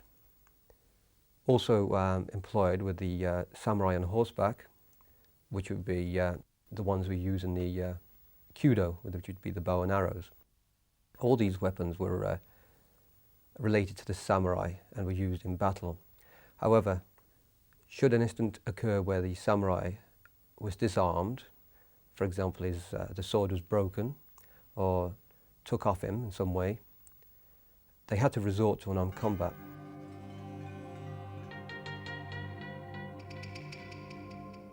Unarmed combat was a necessity. It was kill or be killed, and they had to really rely on their unarmed combat skills, which over the years has now developed into a very effective self-defense means. In order to service the samurai and the armies of the daimyo, of course, there were large craft industries. When I say large, I mean that they were little local workshops, but they covered a large number of activities. Samurai very often was a soldier on horseback, and so in preparing him for war, you had, of course, to prepare his horse, and so most of the castle towns did have provision for smiths and for preparing things, leather goods for the horses. So all in all, the activity of war and the samurai society did give industrial employment in a society which was broadly agrarian.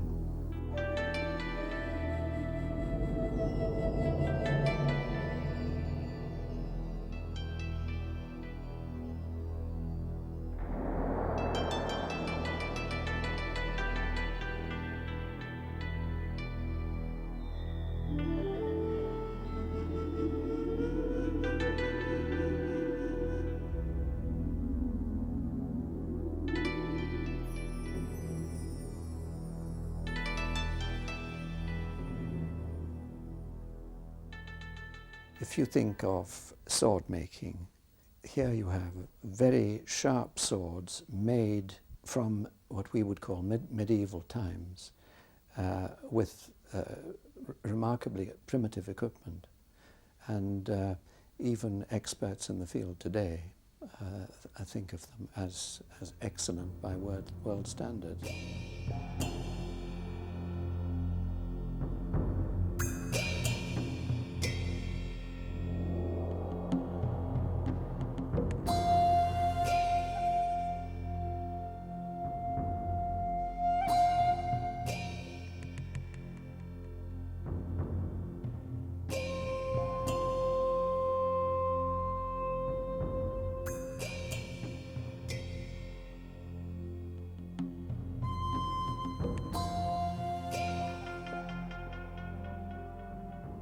The samurai sword, the katana, was the soul of the samurai. To look at the samurai sword, you would see a slight curvature. They say that the kisaki, which was the tip of the sword, would be the face, and the soul of the samurai would be embedded into the sword. The sword was crafted in a very, very special way, so that you had a finished product that wasn't brittle and wasn't soft. It was a mixture of the two combined. Researchers say that some swords took up to 3 months to make. The sword was of great spiritual significance to the samurai. They believed that the swordsmiths who crafted these swords had supernatural powers. It was essential that before making the blade, they prayed to the gods to help ward off evil spirits. The iron would then be hammered and folded around 20 times, creating a blade which could cut off an opponent's head with just one stroke. The samurai battle dress is just as complicated as the weaponry. Japanese fighting men of the period carried flags strapped to their backs, which identified them as part of a particular clan. It would often take hours to dress for battle in their armor. Some samurai attempted to create faster methods of preparation, hanging the suits from the ceiling and lowering them down onto their bodies.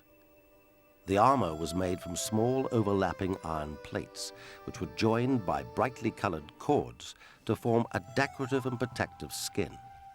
On top of this, a breastplate would protect the body, along with iron gauntlets, leg shields, and neck collar. A huge variety of increasingly gaudy and fantastic designs were to be seen as rival warlords sought to outdo each other in style and ferocity. Black, shiny lacquer overlaid with gold was a favorite form of decoration. Surely the real ancestor of the Jedi Knights in Star Wars films must have come from here. The armor, known as a yarai, was worn mainly by the top samurai. In fact, the more important they were, the more heavy padding they had.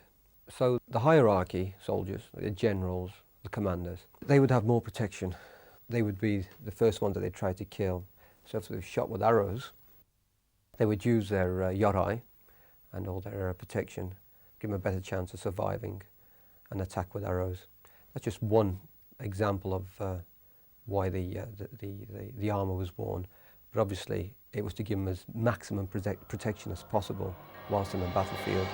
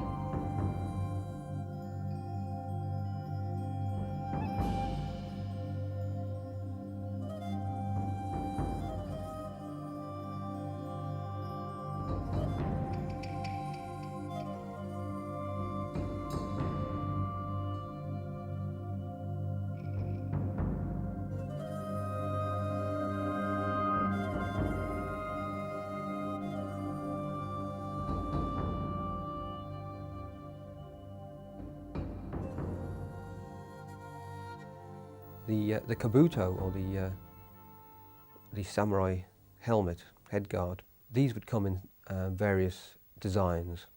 There was no real specific design. Each clan had their own distinguished pattern or design. Some would have horns. In fact, the more scarier and evil looking they were, the better. This was the same as the frontal face mask, what they wore in battlefield. The nastier it looked and more evil it looked, the better. This was to obviously try and scare the opponents. Battle masks were not only worn by the samurai men, but also by their small, tough horses. Even the harnesses and saddles would be decorated with beautifully intricate designs. The masks for the samurai horses were crafted out of leather. These were designed to complement the terrifying appearance of the warrior, giving the horse an equally bizarre expression. So during the civil wars, obviously there emerged quite a lot of different clans. Soldiers would group themselves, and each clan would obviously have to have the better on the other clan. And so each clan would have their own special training, which was unique to that particular group. Clans were known as ru, which were schools. So that each clan had its own ruha, or particular techniques which they practiced, and these were kept secret. Obviously, if another clan or school would find out what they were using, then they could very easily defend themselves from it. So kept secret, and hopefully they would get the better advantage over their opponents.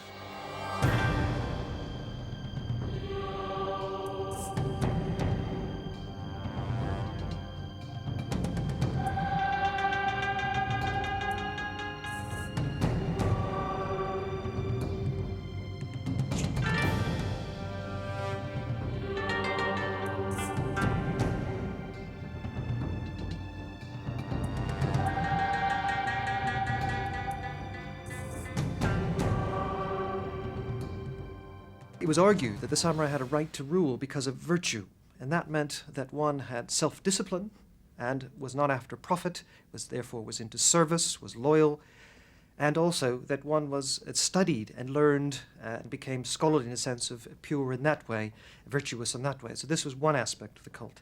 The other side of the cult, though, is that one is absolutely fearless. In other words, willing to die for the security of the country, the security of one's lord. These two aspects. One, that you were virtuous, that you weren't interested in profit like the merchants or anybody else. This distinguished you and gave you, therefore, the right to rule. But at the same time, there was a long tradition, of course, of the samurai, essentially a lone swordsman, the fellow who's interested in his honor as an absolute aspect, and was willing to maybe, if his lord was killed or someone affronted him, fearlessly seeking revenge for that. This sort of, not exactly cowboy-like, but in some ways the cult of the Ronin, the masterless samurai, the one who maintains this fierceness, but without seeking essentially training, but also seeking a master to follow, to serve. Japan was frequently shaken not only by the warring lords and samurai, but also by the forces of nature. The Japanese archipelago is directly over one of the most seismically active areas in the world. Nature sent not only earthquakes, but typhoons and severe rains, causing flooding and landslides. This meant constructing buildings which could withstand such forces. The famous use of thin, paper-like walls served a practical purpose, so that earthquake victims were not trapped onto piles of masonry.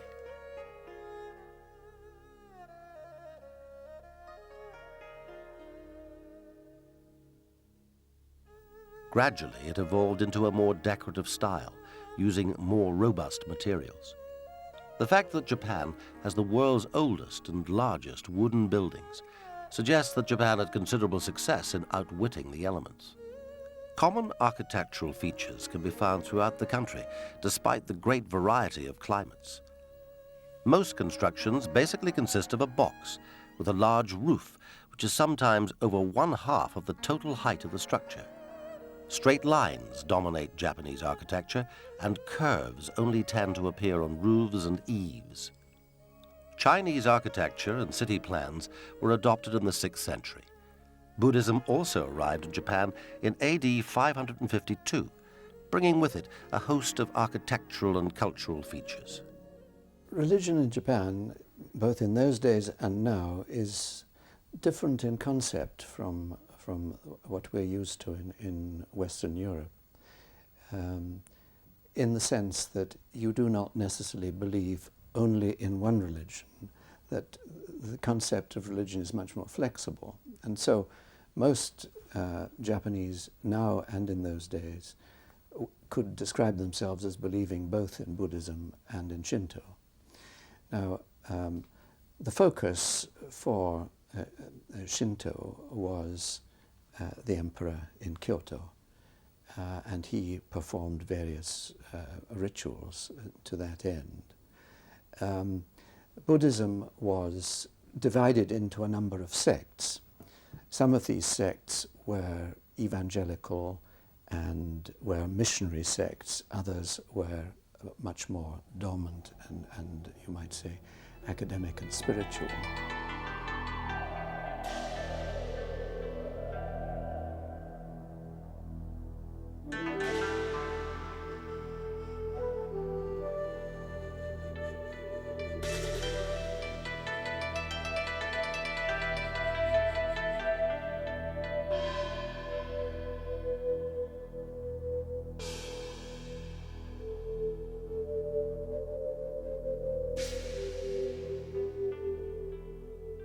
From about the middle of the 16th century, Christian missionaries began to come to Japan.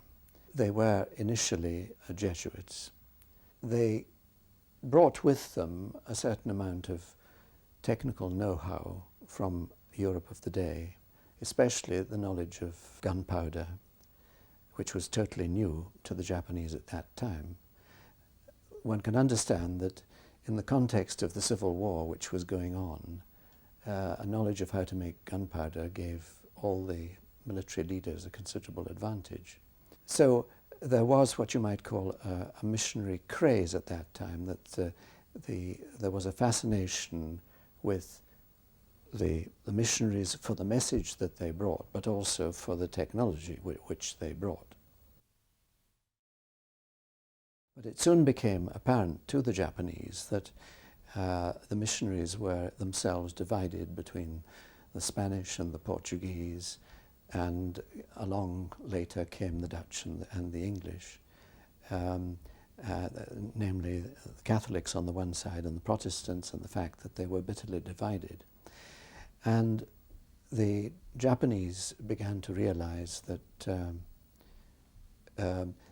this could be a danger, because all these four powers were expansive powers, and that they might at the end of the day have a desire to invade and take over Japan.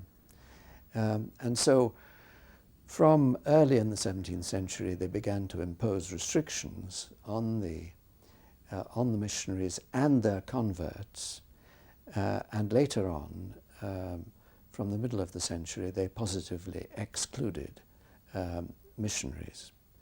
That meant that from 1650 or thereabouts, Japan had really only one contact with the outside world, that is the world of Europe, and that was through a small enclave called Deishima, an island in the island of Kyushu.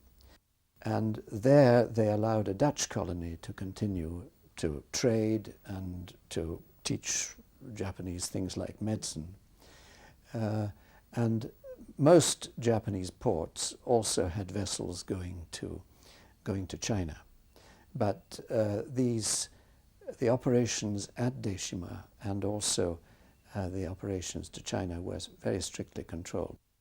There was a long period of Japanese isolationism which endured from the 1650s to the 1850s. This allowed the separate development of some very typically Japanese cultural institutions which are very distinctive from the West. The formal nature of Japanese society is reflected worldwide in living cultural exports such as martial arts. These still provide a direct and very vibrant link to a ritualized military society of the samurai. Its roots can still be traced in the precise discipline and lethal grace of this most Japanese of traditions. During Japan's feudal era of almost incessant civil wars, there emerged a combative form of self-defense, which was designed by the warriors to promote self-protection. The name jiu-jitsu, loosely translated, means the art of gaining victory by yielding. Other names, such as the art of flexibility, pliancy, and gentleness, also are relevant to the name Ju. It is said that jiu-jitsu was forged out of necessity and tempered in the heat of battle. Thus, it became known as a legendary fighting art, a real battlefield martial art, which was used by the samurai warriors.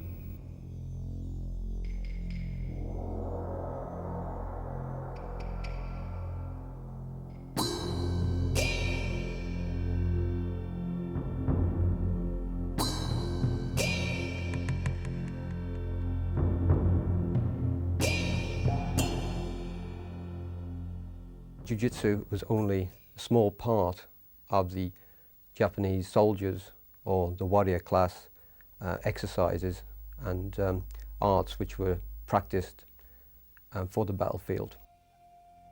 Ordinary peasants had very little power or freedom in Japanese society. The samurai were at the top of the hierarchy, and only a son of a samurai could become a samurai. The samurai could kill an ordinary person for the slightest reason, without the need for any explanation. Administration of the land was still at this stage firmly in the hands of the daimyo, the separate lords. Each daimyo became what he was by right of conquest, using their powerful armies of samurai to improve their position.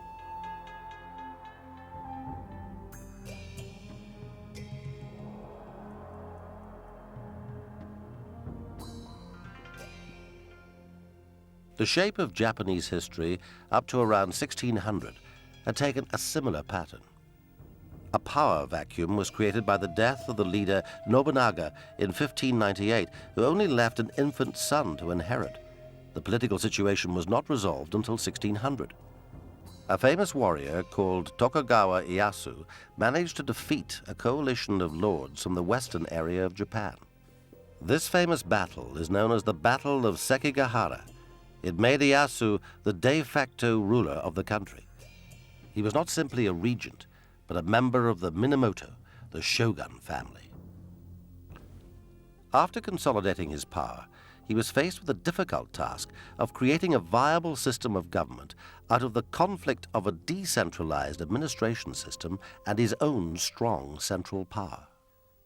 There were various successive samurai groups that controlled the center of government from that time, from around 1200 and through the 16th century, various periods of stability and instability, civil war, as most countries, of course. But then from 1600, the Tokugawa family was victorious in a major battle, probably one of the world's most interesting battles in terms of military history, because it was one of the first major battles actually won by the musket. The Battle of Sekigahara enabled Tokugawa Ieyasu to secure primacy over all contenders. And this began the era of the Tokugawa rule.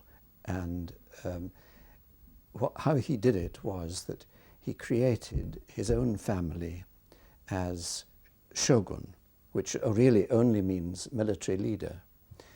Now, up till that time, the nominal head of the country had been the emperor in Kyoto. And in order to detach himself and his family from Kyoto, he moved the capital away from middle Japan, the Japan of Kyoto and Osaka, and moved it to Edo, Tokyo. Strangely enough, he did not try and get rid of the emperor. He accepted him as a spiritual head, and he addressed him always with total respect, if not veneration. On the other hand, he always kept spies from the shogun bureaucracy in Kyoto. Tokugawa was most interested in security, because they had actually gained their power by betraying the previous family and taking over. So they were interested in stability. The samurai as bureaucrats, they wanted them to be self-disciplined and good in everything, but not to have any lone wolves or anyone who was, because someone bumped into them on the street, suddenly to pull out his sword and cut him down. So if the country was to be at peace, the important thing was to control all these warriors. In order to absorb the energies of the warriors, the Japanese government, the leaders of the day, planned an invasion of Korea, the idea being to export all these energetic young men who were really out for carnage, for killing. Indeed, I mean, an invasion of Korea took place in the 1590s. But that was a typical instance that the warriors were inclined to get out of hand at that time. Tokugawa Ieyasu's control of the daimyo was so successful that his family supplied a long line of shoguns who ruled Japan for 2.5 centuries. With his success, shogun once again became an essential word in Japanese vocabulary. But in order to control the daimyo, the Tokugawa shogunate were forced to take more and more extreme measures. Shogun controlled the daimyo by insisting that every other year they should spend in Edo, the capital. And that meant that they were away from their own territories and couldn't stir up trouble, creating their own armies and attacking the Tokugawa. And in periods when they were not in the capital, they insisted that the daimyo should send their wives as hostages to Edo. And so if they misbehaved when they were back in their home territories, the wife would be held to account.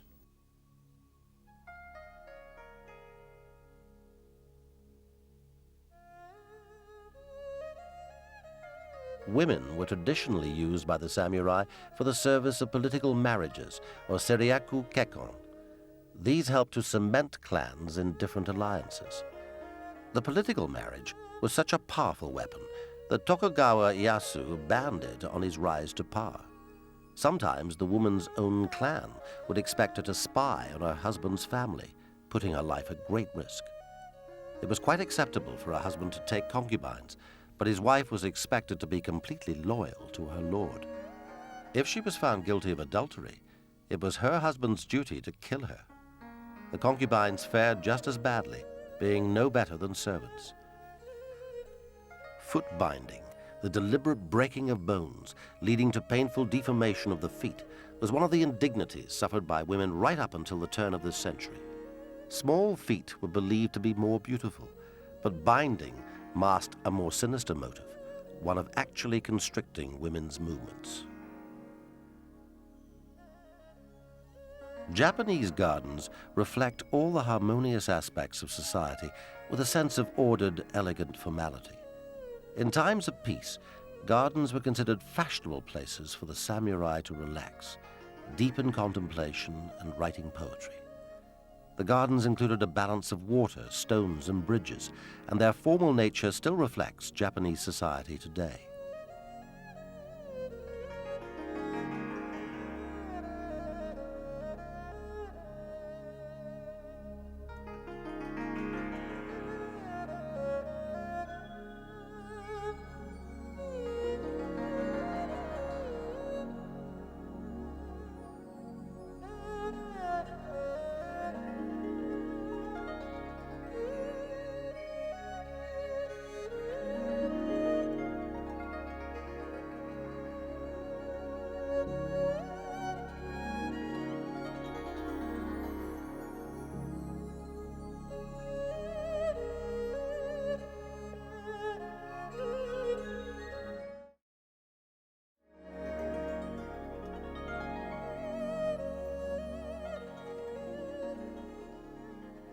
The unification of Japan meant the role of the samurai had to change.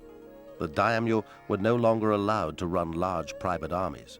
The feudalistic system, which required practical training to kill in battle, had been replaced, and if the samurai were to survive, they needed to redefine their role in society. During the Meiji Restoration, which took place in Japan, all feudalistic type training was barred. Therefore, all soldiers, samurai, had to hand in all weapons, such as the katanas, the swords, spears. They were confiscated. And so what happened was, to get away with the need to carry some type of weapon was still there and in demand. Samurai carved wooden swords. This was known as the bokto.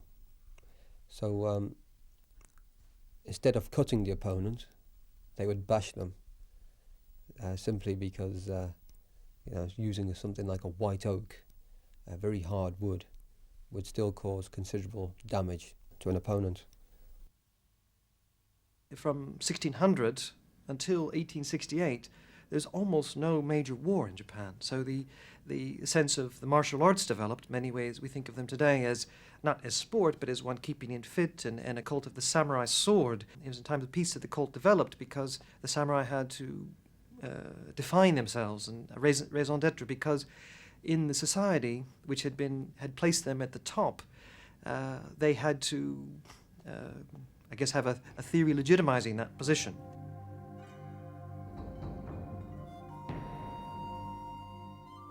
During this period, called the Edo period, the samurai became an urban class, moving from the country into the castle towns and cities. Although they only represented 7% of Japan's population, within the towns they made up at least 70% of the community. The side effect of the samurai being forced to neglect their martial arts was that the old craftsmen, such as swordsmiths, saw a severe decline in their trade. The economy of the castle towns flourished, however, as the samurai adapted into their new environment. Over that period of 2.5 centuries, the class structure changed, or at any rate the power which each of these groups had changed. At the start, it was still a feudal situation in a situation of warfare or potential warfare.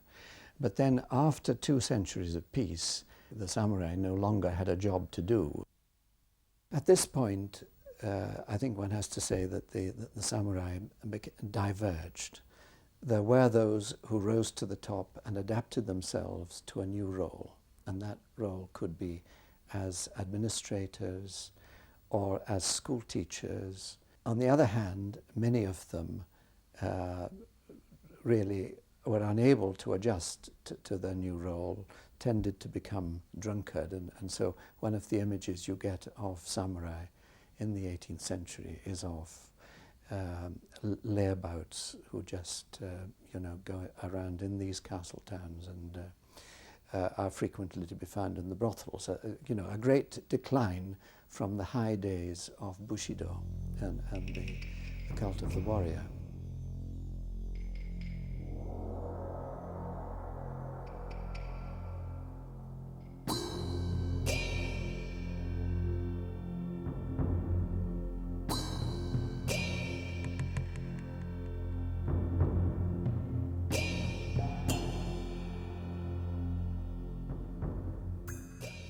As the castle towns developed and as Tokyo became something of a metropolis, then there developed a cultural life which had not existed previously. So you had theatres, and you had a playwright like Chikamatsu, who was the Shakespeare of Japan. You had a group of poets who are even now regarded as quite distinguished. You have the authors of the ukiyo-e floating life, woodblock prints representing life in those days. You have development of Japanese music. So Japan was no longer feudal at the end of the 18th century. It's becoming increasingly urbanized, and people nowadays in Japan are still looking back on that period as a creative period. The cult then of the loyalty and the strength of spirit of these men and the willingness to die for honor became the most crucial myth in Japanese drama. So the myth of the loyal samurai has crossed over into the modern period and is still something that has a force, even when many of the other sort of traditional things have languished in the past. Emperor Hirohito ascended the throne in 1926, and within a decade, Japan was on the verge of being involved in world war.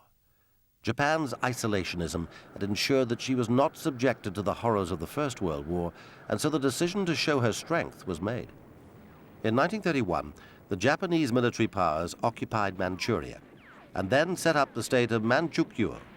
The military were tired of what they considered to be ineffective, feeble civilian politicians and were determined to push ahead with Japan's Asian expansion. Throughout the 1930s, military extremism grew, bolstered by the traditional ethics of the samurai. In December of 1941, Japan launched attacks on Pearl Harbor and European colonial holdings throughout Asia. In less than a year, Japan gained control of East Asia and the Western Pacific. The occupation was swift, brutal, and savage. Atrocities always occur in war, but the Japanese army was notorious in its treatment of prisoners of war. It's believed that up to 20 million people died in the Pacific. Samurai traditions of vengeance, combined with their belief that the most honorable way to die was fighting, made the Japanese military an awesome opponent. One of the main reasons why the samurai were probably some of the greatest warriors of all time, one has to look at the belief that they had. They were ready to die in battle. In fact, one of the greatest honours was to be killed in battle. So you have a soldier who can go into a battlefield with that belief, he's going to be very, very hard to beat. The warrior code was as such that enabled them to carry all these necessities, things like preparing for battle, as well as actual battle itself. Internally they were prepared, as well as obviously the technical side. And I think the combination of these two together, the skill and the inner belief, made them very, very strong warriors. In the modern period, of course, when Japan feels threatened by the black ships of Commodore Perry from America and the forced opening of the country, many of the samurai, the young samurai, were the ones who led the government, the restoration and the reforms and things that came in. And the cult of within the military, both the Navy and the Army, were in many ways, especially in the pre-war period, based on these traditional ideas of the warrior as someone absolutely serving the nation. And with the rising cult in the late 19th century, focused back again on the emperor and absolute loyalty to the emperor. By 1943, there were signs that Japan's situation was reversible, with its army losing fierce battles in the Pacific. Germany surrendered in 1945, but Japanese leaders stubbornly refused to follow suit. That August, the ultimate weapon of death, the atomic bomb, was dropped on Hiroshima and Nagasaki. The Second World War ended 1 week later. The unconditional surrender of Japan was broadcast by Emperor Hirohito. It was the first time his country heard his voice. Japan lost its emperor's claim to divinity, its empire, and its army. Post-war Japan is now quite different in structure, but the recent history of this century has yet to be properly addressed by the Japanese. The end of the war saw the final demise of the samurai, although the traditional martial arts are still studied throughout the world.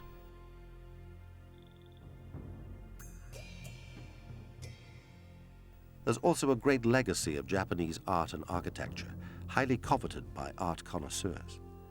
Japan underwent dramatic reconstruction politically and economically, and now has one of the most flourishing economies in the world. The horrific events of this century have forced Japan to shed the ancient feudal ways and look towards a very different future. Nearly 3,000 years ago, in the turbulent dawn of recorded history, a new power emerged and a new civilization. Those who first mastered iron became the first true masters of Europe, the Celts. The Celts were a remarkable people. Over time, they came to dominate northwest Europe, and their influence, particularly in the arts, continues to the present day. Yet at no time during their period of ascendancy did they ever develop a sense of national identity.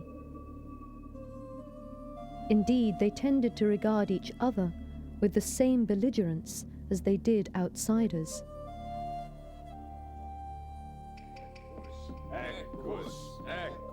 Like many of the people at the edge of human history, much of their story is shrouded in mystery. Myth masquerades as history, legend rubs shoulders with fact, and often the best stories turn out to be the least reliable. The Celts had no great civilization to be discovered by archaeologists, unlike those of ancient Egypt and the Mediterranean peoples who left behind lofty monuments and great cities. They lived a relatively simple, semi-nomadic lifestyle, building simple homesteads that succumbed early to the ravages of time. The Celts were also illiterate in their own languages, although educated and cultured in other ways. But unlike other ancient civilizations, the Celts have survived into modern times. Their archaic languages did not disappear as others did, but survive as living languages in Scotland, Ireland, Wales, and Brittany. Some traces of their ancient way of life have also survived. For example, among the crofter populations of the western seaboards of Scotland and Ireland. It is because of this remarkable survival of aspects of Celtic society that it is possible to piece together the everyday existence and lifestyle of the Celts of the ancient world.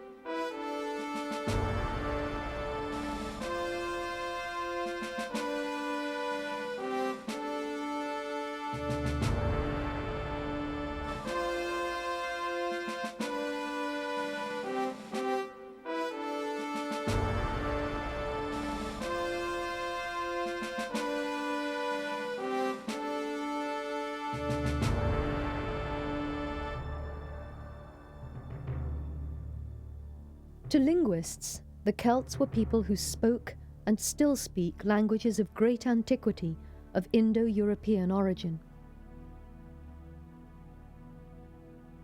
Springing from a common Celtic tongue, over time two different groups of Celtic language developed.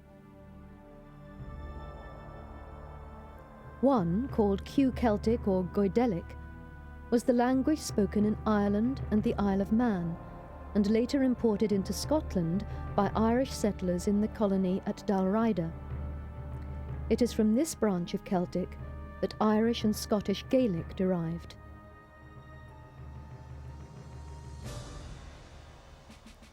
The second branch of Celtic language is called P-Celtic or Brythonic.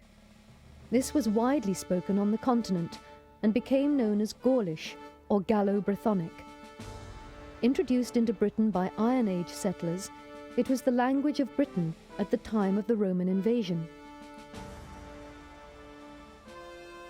Later it became divided into the distinct languages of Cornish, Breton and Welsh, and continues as a living language in Brittany and Wales. Well, the Veneti were famous for their nautical prowess.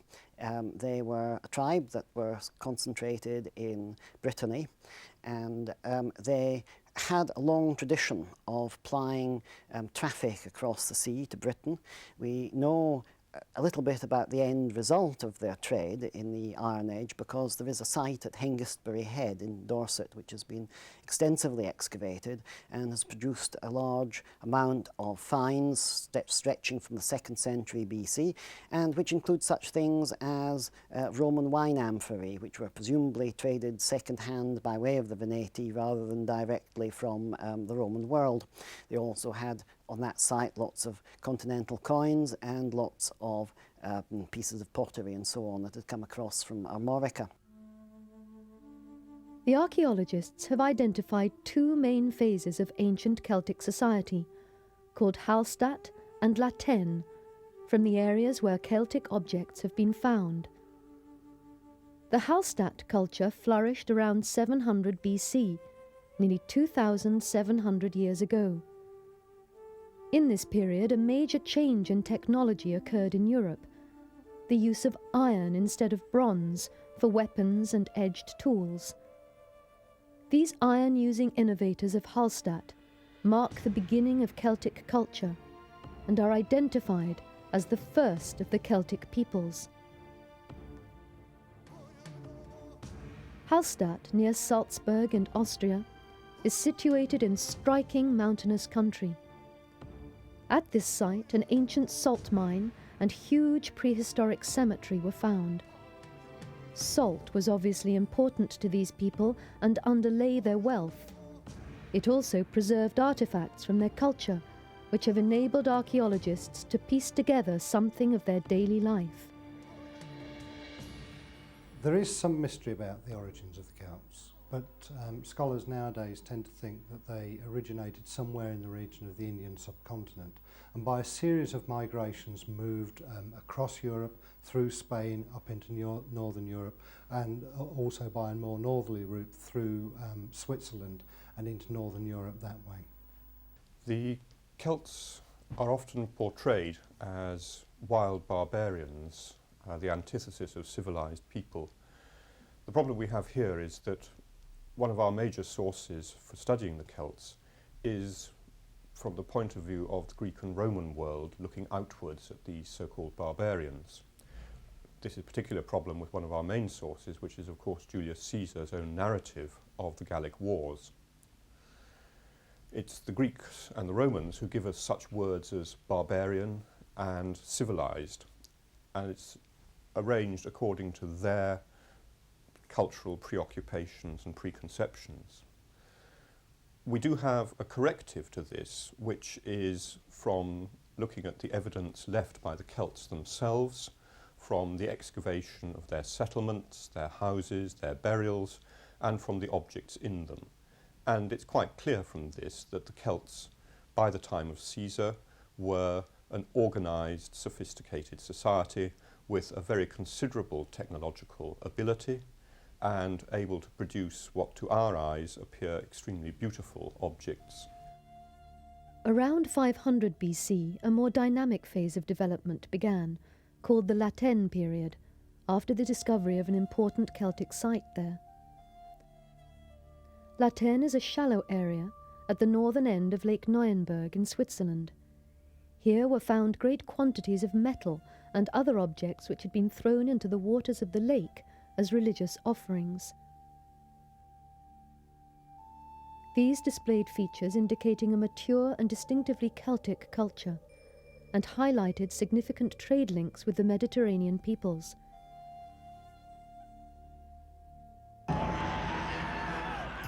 This period saw renewed expansion as the Celts began a series of conquests which consolidated their hold on Europe. Celtic tribes from Switzerland and southern Germany invaded Italy, penetrating as far south as Milan and famously attacking Rome itself. Others entered Macedonia and Greece, attacking Delphi, and eventually settling in parts of the Balkans and Asia Minor. In Britain, they moved north and west from their initial settlements into Yorkshire and parts of Scotland. From Britain, some moved into Northern Ireland, probably through Scotland. The Celts were probably the most successful peoples of later prehistoric Europe, and they had a culture which was very different from that of the Greeks and Romans, but nonetheless it was in many ways much more sophisticated than a lot of people tend to suspect. They did not have an organisation which was based on the state. They had no concept of state. They had no concept of the kind of political system based on towns and so on that you find in the classical world. But Despite that, they had a society which was very dynamic, materially very well developed. Celtic social organisation was based on the tribe, each of which had its own distinctive name. Tribal identity had geographical and territorial meanings, and Celtic tribes were jealous of their borders, which defined a patchwork of petty kingdoms. This persisted in many Celtic areas until relatively modern times. The clan system in Scotland is certainly a vestige of Celtic tribal organisation. Within the tribe, Celtic society was a rigidly hierarchical caste system. Among the free Celts, it was essentially threefold: kings, nobles, and free commoners. But like many ancient peoples, the Celts also had an underclass of slaves and poor people. At the top were the kings, although the Druids were generally afforded higher status. Each king was elected by the tribal aristocracy from the kin of his predecessor, although he was not necessarily one of his sons. The king's family was always of the noble caste. Later, among Romanized tribes, the institution of kingship was replaced by one of chief magistrate. Such magistrates, called virgobratos, ruled in conjunction with the nobles. The nobility were haughty and aristocratic, and tended to be somewhat aloof from the ordinary people. They fell into two distinct classes: warriors and priests. The warriors were in many ways the embodiment of Celtic society. Privileged and spoilt, their sole purpose was fighting. All Celtic social organisation was geared to supporting this objective.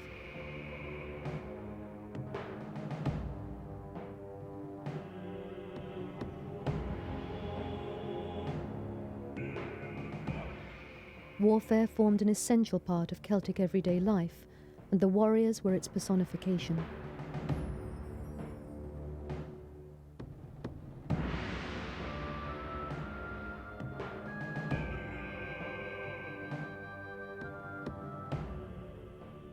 The Celts were really famous for their spectacular courage and bravado. They mounted successful campaigns, sacked Rome, even assaulted Delphi, but they never established an empire in the classic sense because they were more interested in the pursuit of war rather than the pursuit of empire. This lack of organisation was reflected in the way in which they actually waged war. To the Celts, war was something of a cult, and that cult was one of the individual. Julius Caesar, amongst others, mentions the Celts as being particularly ferocious in battle. But he also points out that they lack forward planning and organisation. Therefore, in order to defeat the Celts, all that another army needs to do is to outwit them and make them angry, because then they will charge straight at you. And eventually, if they've got enough loot on a campaign, they will go home. This has certain parallels throughout the whole of Celtic history. In particular, the campaigns mounted with the Highlanders by Montrose during the English Civil War, and also for the Scottish armies during the Jacobite rebellions. In pagan Celtic society, and down even into comparatively modern times, war was considered not only normal, but highly desirable. Fighting and success in single combat were regarded as right and proper for young heroes. The Celtic conception of fighting was based on individual prowess and courage rather than the coordinated actions of mass armies.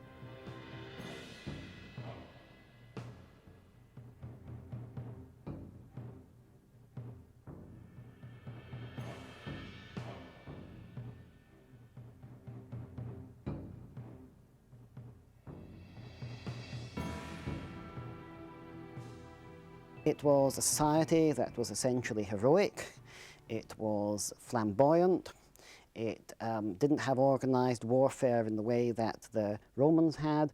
They went in for such things as champions who represented them and performed feats. and part of the thing was a show that you put on. You didn't waste manpower. You put your champion out into the field to show what he could do.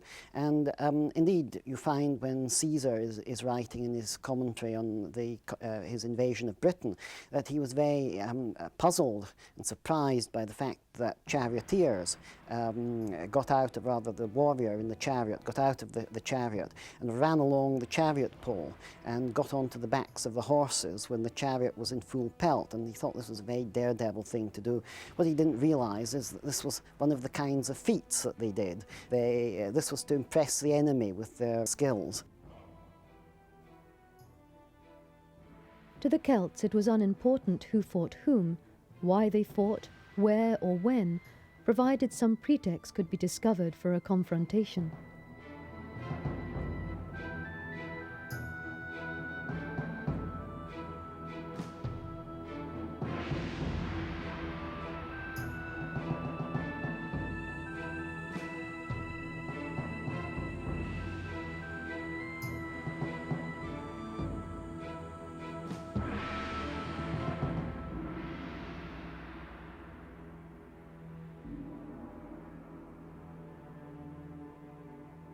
Typically, a British or a Celtic army would be a great crowd of warriors who were competing amongst themselves for prestige, glory and honour. This meant that Celtic armies, although they could be incredibly brave and were often quite prepared to die to the last man, were also not very cohesive. And on occasions, in many battles that we have accounts of, panic could rapidly ensue because the soldiers really didn't trust each other, they were competing.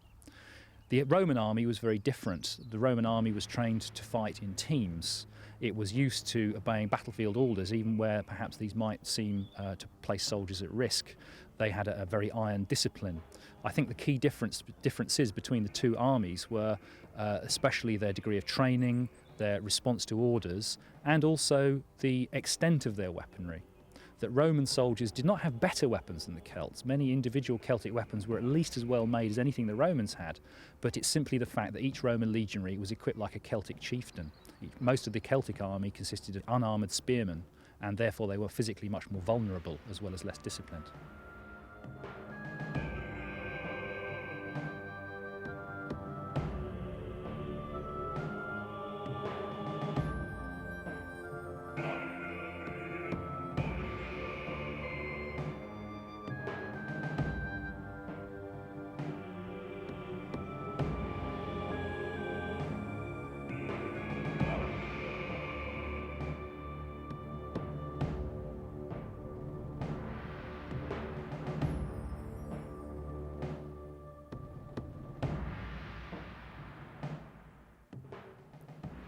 Battle could consist of a mass skirmish with flamboyant and aggressive mustering of the hosts, or single combat between two warriors, a characteristically heroic feat which the Celts particularly enjoyed.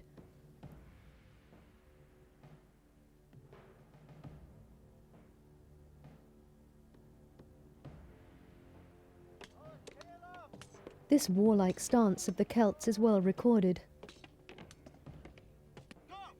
And when not engaged in an actual conflict, the warriors at least seem to have had an inordinate love of games and combat by more peaceful means.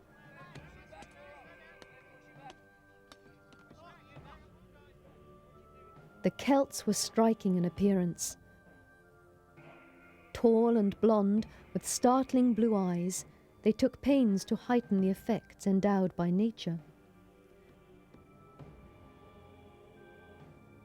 Both men and women wore their hair long, and particularly in the case of women, the quality and length of their tresses became a main criterion of beauty. The role of women in Celtic society was very different from that of women in the classical world. Noble women in the classical world had really very restricted lives and, relatively speaking, very few rights. Women in the Celtic world, however, we know from archaeological as well as documentary records, had very considerable rights and indeed power. We have a number of graves of very wealthy Celtic women buried with very splendid objects, right the way through the Iron Age, both in continental Europe and in Britain, which do attest archaeologically very directly the great power that many of them had. We know nothing directly about Boadicea's personality, but we can infer quite a lot from her station in life. As a Celtic queen, we can be pretty sure that she was not going to have been a shy, retiring wallflower. She will have been somebody with immense personal pride and dignity, used to giving orders to people, and so will have fairly easily slipped into the role of a leader in war. She also may very well indeed have been a religious leader too among her people.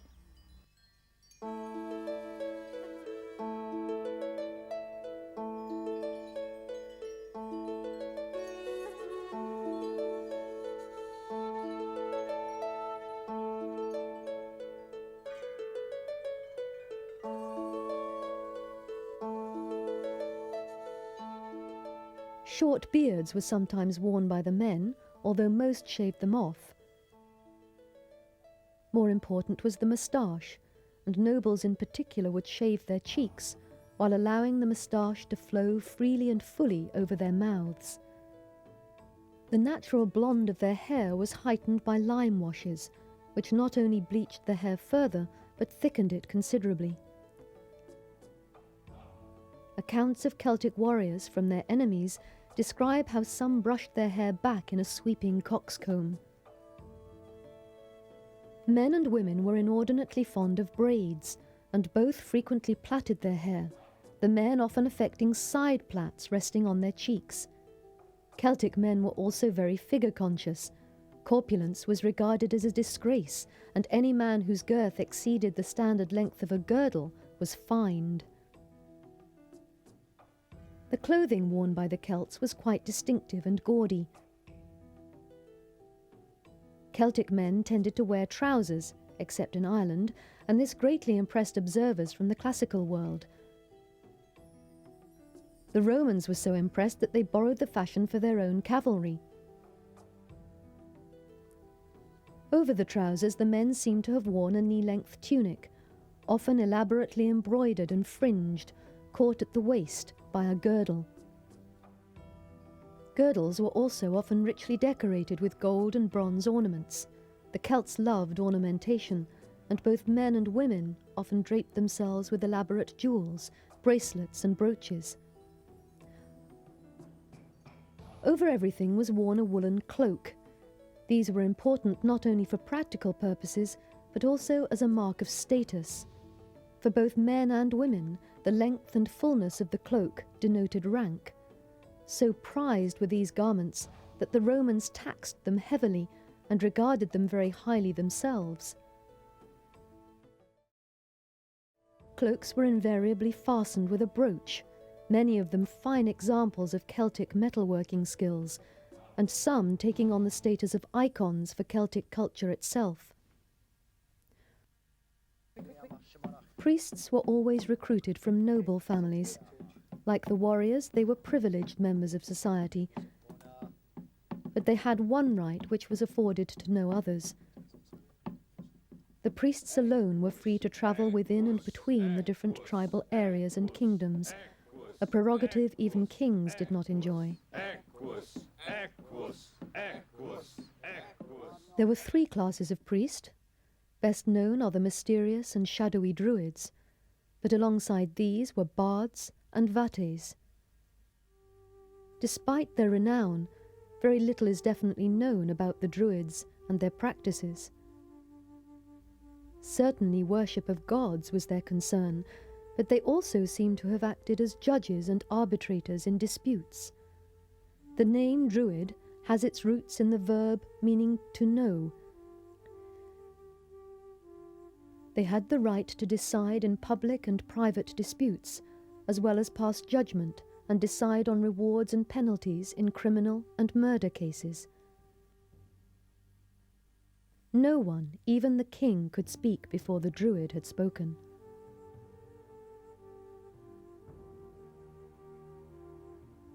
The Druids, of course, were enormously important to the Celts, and their fame has come down through history. It's surprising, therefore, that we don't know a great deal about them. What we do know about the Druids is that they were the repositories of the law for the Celtic peoples, in both senses of that word. The law as in the legal system, and the law as in the essential culture of the Celts. Julius Caesar, commenting on Celtic society, observed that the harshest penalty meted out to individuals and even whole tribes who disobeyed Druidic pronouncements was a form of excommunication, banishment from rituals and sacrifices. This effectively rendered such people outcasts from Celtic society. The Romans regarded the Britons as being rather fearsome barbarians, and one of the things for which they were particularly maybe feared even were their druids, their Celtic priests, who were famous for practicing human sacrifice. And there is no historical reason to doubt that this was actually the case. They did indeed sacrifice people to their gods. So the Romans had a rather jaundiced view of the ancient Britons and their cousins across the water, the Celtic Gauls. But of course this was to some extent hypocritical, because the Romans are quite happy to butcher people in the arena for fun, whereas you could argue that human sacrifice is actually a pious action, even if we wouldn't particularly want to get involved in it today.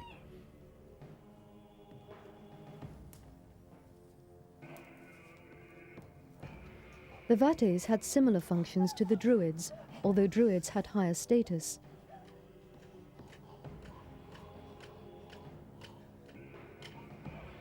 Both were held to be learned philosophers, but whereas the Druids, who apparently presided at sacrifices, were judges in private and public disputes, the Vates were seers who foretold the future by augury and the sacrifice of victims.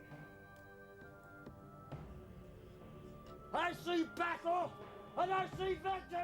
Their name, Vates, has roots in words connected with prophecy, inspiration, and poetry.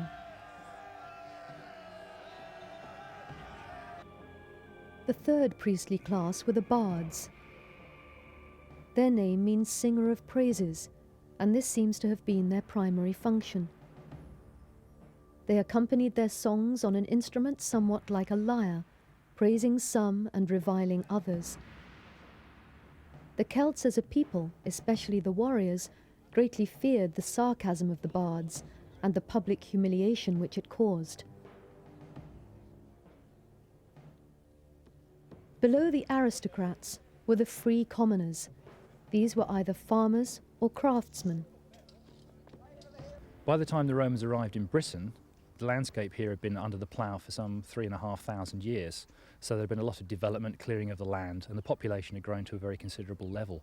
The societies in Britain consisted of a large number of smallish-sized Celtic tribal states, some of which were ruled by chieftains, some of which were under monarchs, and the general level of technological development was actually very considerable.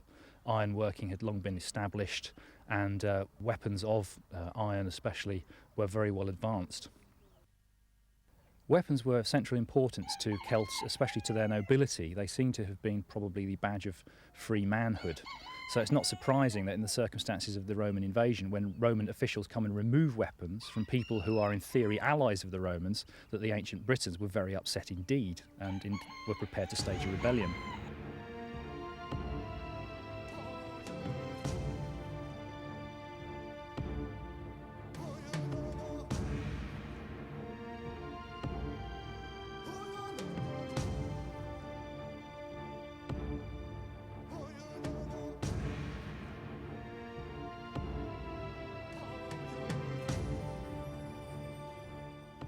Well, the immediate effect of the Boudiccan rebellion was to stop the Roman advance in Britain in its tracks for about 20 years. The Romans did not really begin the advance northwards again until virtually into the 80s AD. It pretty certainly also precipitated changes in Roman administrative practice. It was always somewhat corrupt, but normally it was under much more control than had been the case with the events which led to the Boudiccan rebellion itself. I think the main longer-term event or result of the eruption of the rebellion itself may well have been that it prevented the Romans finally conquering the whole of the British Isles, that they eventually could only get as far as central and northern Scotland and were not able to completely quell the Highlands, because by the time they got up there, battles and wars on other fronts started to mean, with the withdrawal of troops from Britain, they never had enough soldiers thereafter to complete the conquest of Britain. So it may well be that Boudicca's rebellion did help the survival of Celtic culture in the British Isles under the control of Rome. Craftsmen were highly prized, especially blacksmiths, who were given high status. The blacksmith's craft itself was thought to be of semi-supernatural origin, a feature which is reflected in the magical qualities frequently attributed to smiths in Celtic folklore and myth. Below the free commoners were the poor, the disenfranchised, and the slaves. In practice, the destitute, whatever their origins, were regarded as little better than those formerly enslaved. They had no status and few possessions. Their dwellings little more than hovels without foundations. Each free member of Celtic society, of whatever grade, had what has been called an honour price, an assessment of worth and dignity within the community. This was directly related to wealth. A prosperous member of society could rise considerably in rank by amassing wealth. This made redress and compensation for wrongs particularly important.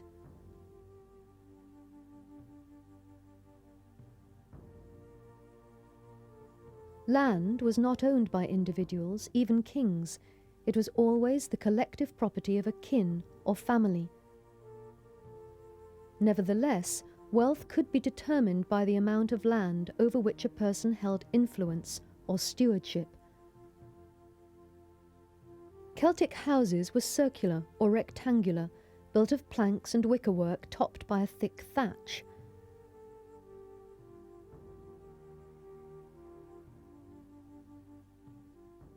Despite the evident richness of much of Celtic life, the interior of these houses was very crude. Celts lavished much more attention on personal appearance than they did on their living arrangements. The interior consisted of a large open space, with cubicles around the periphery, often resembling a wheel with spokes. The cubicles were demarcated by wooden or wickerwork partitions, and could be closed off from the rest of the house with heavy drapes or screens covered in cloth or leather, should the need arise. The fire was central, beneath a hole in the roof through which the smoke could escape.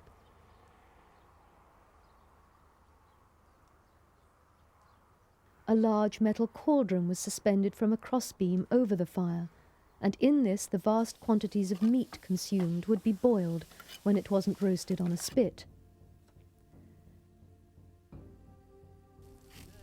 Their diet seems to have consisted almost entirely of meat or fish, supplemented with small loaves of bread.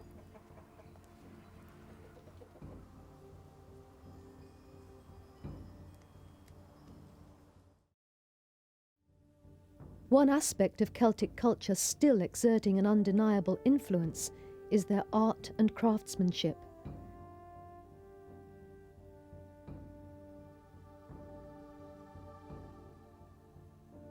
These stand out as shining beacons, and many rank among the world's greatest masterpieces. Celtic metalwork is finely wrought. In their distinctive and elaborate forms, the Celts made a real and lasting contribution to European culture.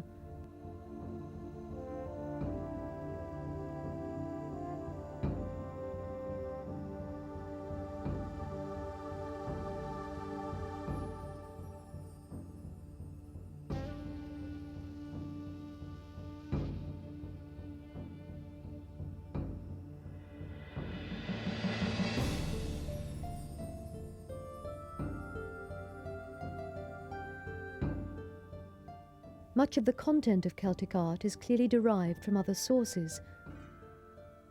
The dragon motif, for example, which figures large in their work, was borrowed from the Vikings.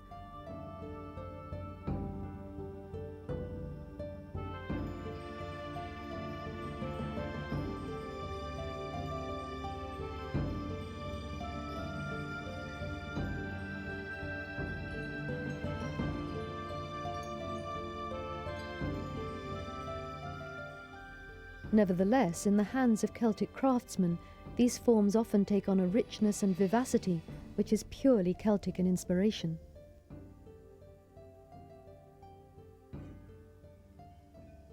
The forms created by Celtic metalworkers were transferred to the medium of writing once that art form came to the Celts. Practically illiterate in pagan times, the coming of Christianity to the Celts brought writing, at least to the monks who practically deposed the Druids as the wellspring of Celtic spiritual life. And once writing was established in Celtic areas, the native scribes developed their own highly distinctive forms.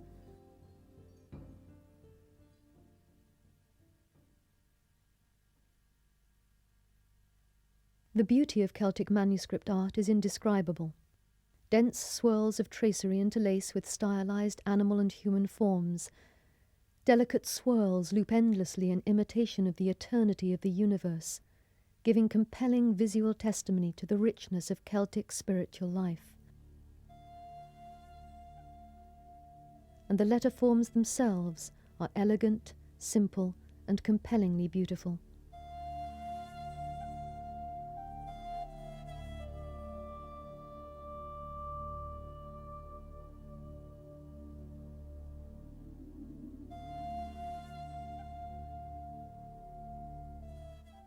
The Celts had sacred places where they invoked their deities,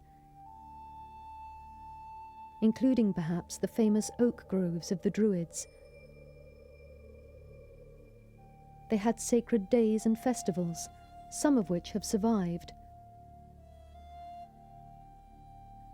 Beltane, celebrated on the 1st of May, Samhain on the 31st of October, otherwise known as Halloween, and Lugnasad, otherwise called Lammas, which was celebrated on the 1st of August, midway between Beltane and Samhain. The Maypole, a distinctive feature of May Day celebrations, is thought to have originated in the Beltane festival. There were many Celtic gods, each bearing multiple names. Male deities tended on the whole to be associated with the tribe or the home. Female deities were associated with the land or territory.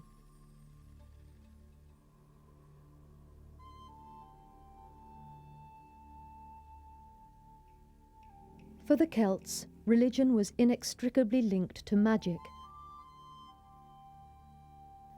The purpose of their religion was to beg favours from their gods or to appease them in order to avoid divine wrath.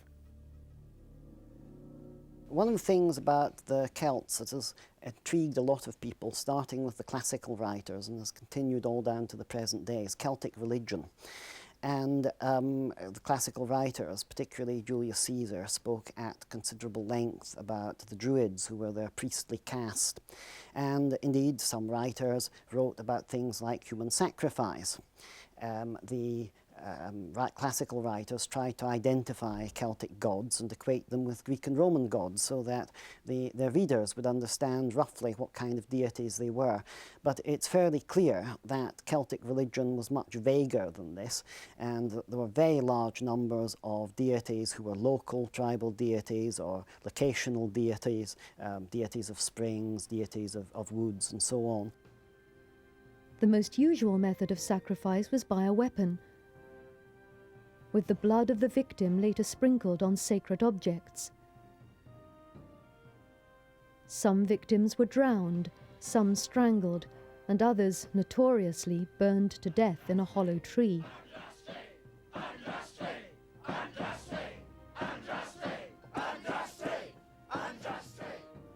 The victims tended to be criminals of some kind. Captives taken in battle were not used. The Celts were also fervent head worshippers, believing the head to be the seat of the soul.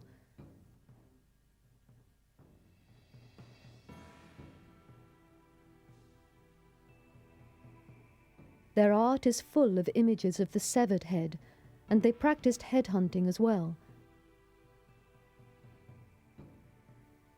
Many of their shrines containing human skulls attest to this practice.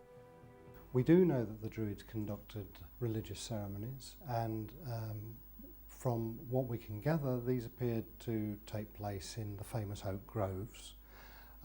We do know that the Druids, or part of the Druidic religion, centred around trees, and we still have vestiges of the Druidic tree alphabet, which to some extent is still associated with the Gaelic and the Gaelic alphabet. The ancient Celts were a remarkable people.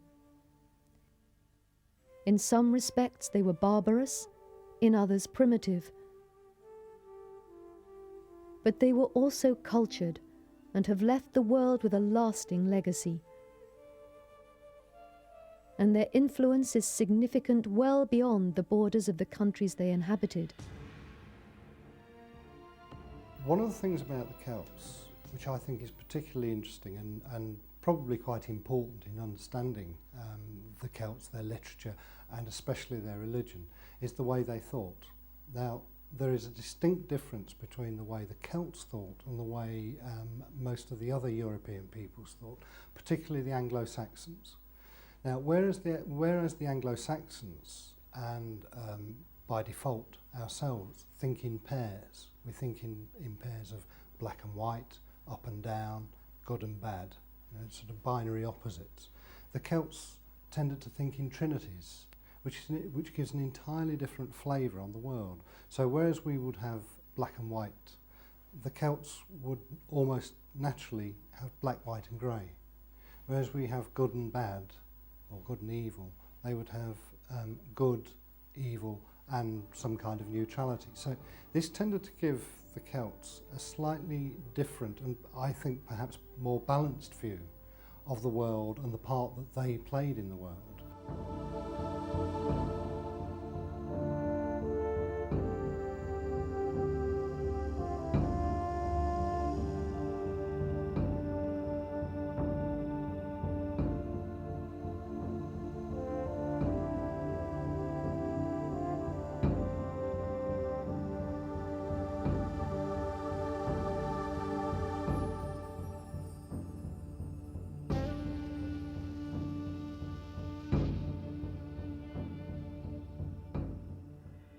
Through the dim mists of history, their echoes can be heard clearly.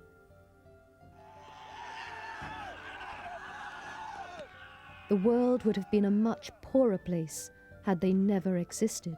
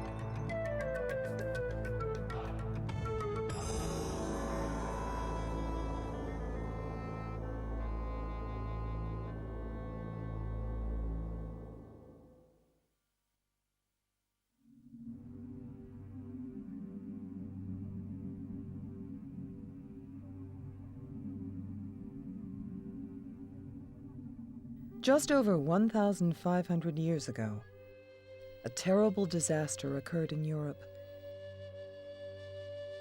The Roman Empire ceased to exist.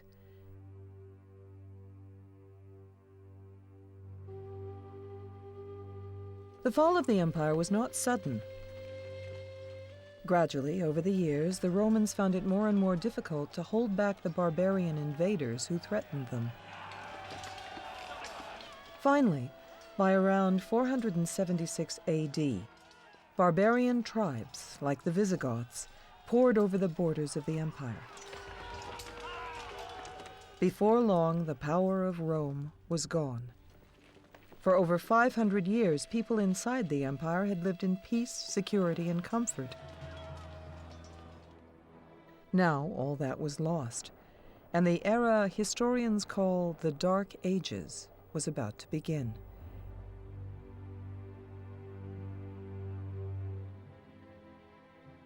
Well, the Dark Ages was invented as a term to describe the relative lack of knowledge that historians had about life after the Romans left Britain until really the Norman conquest.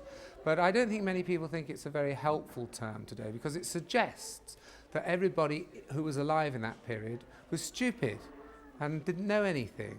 Archaeologists have shown that in terms of buildings, in terms of objects, people had a very rich and diverse and interesting culture. So it wasn't Dark Ages at all. We know a lot about that period. There's a couple of hundred years where the settlers come from the Germanic kingdoms, and Britain is in fact in a state of turmoil, and there's sort of re-establishment of settlements, and the Britons are driven back, and that is what classically is referred to as the Dark Ages. But beyond that, you get the beginnings of Anglo-Saxon society as we know it. Of course, the Anglo-Saxons are then threatened by the Vikings, and they disrupt the even tenor, if you like, of Anglo-Saxon life. And so it is in fact a continual surging, if you like, almost a sea-like movement of disruption, civilization, settled patterns of life, and then more disruption. It's an extraordinary period. Monks and other churchmen were the guardians of learning in the Dark Ages. Usually they were the only people who could read and write. Of course, many monasteries and churches were attacked during the Dark Ages, but in general, the monks were able to live quiet lives dedicated to prayer, learning, writing books, and creating works of religious art. King Alfred of Wessex, Alfred the Great, was a man who loved books and wanted his subjects to have the benefit of education, proper laws to live by, and, most important of all, peace and security. Unfortunately, Alfred ruled Wessex at a time when peace and security were luxuries. During his reign between 871 AD and 899 AD, there were only 7 years when he was not leading his army against the Danish invaders.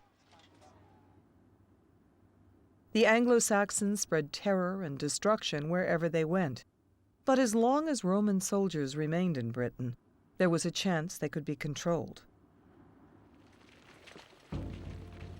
But the Roman Empire in Europe was under attack, and when Rome itself was in danger, the soldiers were withdrawn to help defend it. Gradually, more and more Romans left Britain, and by about 426 AD, the last of them had gone. The Romans had occupied Britain for 4 centuries, and during that time, many Britons had become used to the comfortable, leisurely Roman way of life. They knew little about fighting and war. They needed allies to fight for them, and went for help to the warlike Germanic tribes from northern Europe. That included the Jutes from Denmark and the Anglo-Saxons from Germany. In other words, warriors from the same tribes as the ones already raiding Britain. It was a terrible mistake.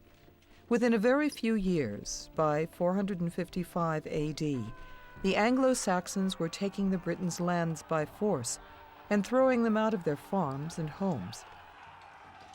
All the Britons could do was retreat further and further westwards.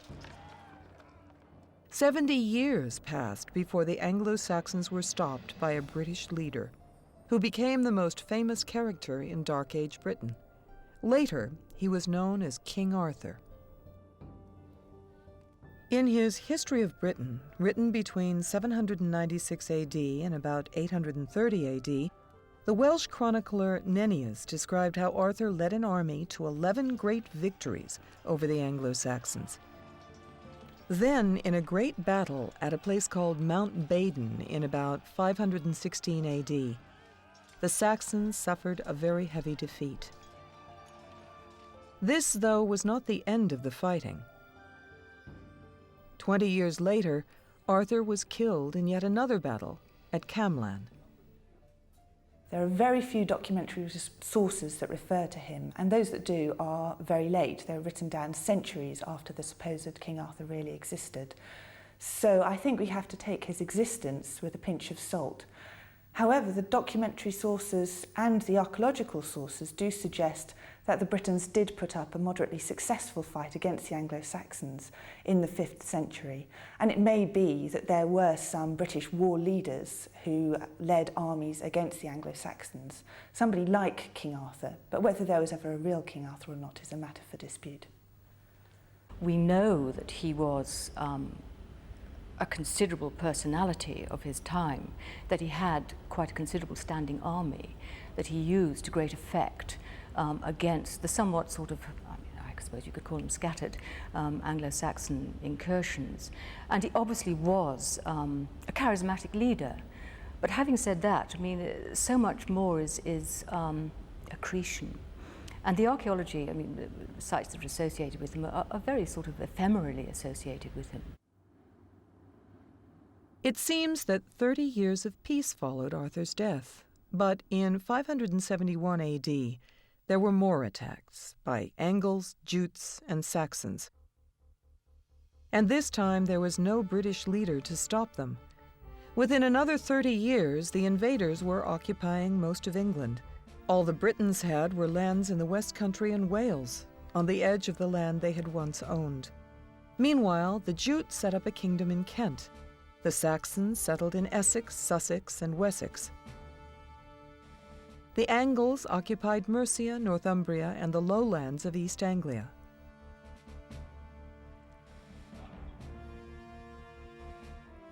In 625 AD, Raedwald, king of East Anglia, died. Raedwald had been a very powerful king, expanding his territory over most of southern England. This was why he was given a magnificent funeral. In 1939, at Sutton Hoo, archaeologists found what some believed was King Raedwald's burial place, the remains of his ship filled with the most splendid treasures. It was, and still is, the most magnificent display of Dark Age riches ever found in Europe. A lot of people come here imagining that they're going to see a ship. But in actual fact, what was found here were ship rivets that survived very well, of course, because they're base metal. And the ship mould, rather like a sandcastle, the mould of a ship was unfurled. Even the gunwales of the ship, you could see the tholes where the oars would have actually been placed on either side. This king had great items of kingship. He had royal sceptre, a royal standard. There were items of great beauty within the burial chamber, textiles, carpets, gold, silver. There were over 4,000 garnets set in precious metals, and we're told by the experts that they must have been cut by children because they were so minute that adults' hands would have been too big. It was the extraordinary craftsmanship, the design element that goes into the making of things like the shoulder clasps, the purse lid, striking figural scenes which had never been seen before on any Anglo-Saxon object, and which took people totally by surprise, and it changed people's perception to a certain extent of what Anglo-Saxon kingship was all about. It gave a new perspective into the civilization, if you like, of an early Anglo-Saxon kingdom. Within a century of Raedwald's death, Britain had become largely Christian. Churches and monasteries were built, and a great tradition of Christian learning began. One of the most famous Christian scholars was the Venerable Bede, who was born probably at Monkton near Jarrow in Northumbria in around 673 AD. Bede spent most of his life, from the age of 7 until his death in 735 AD, as a monk at Jarrow. As a scholar and writer, he was extraordinary. He wrote hymns, poetry, books on science and astronomy, and he spoke Latin, Greek, and Hebrew. His most important work, though, was his Ecclesiastical History of England, written in about 731 AD. Bede's history was later included in the Anglo-Saxon Chronicle, a huge work of history which took 3 centuries to produce.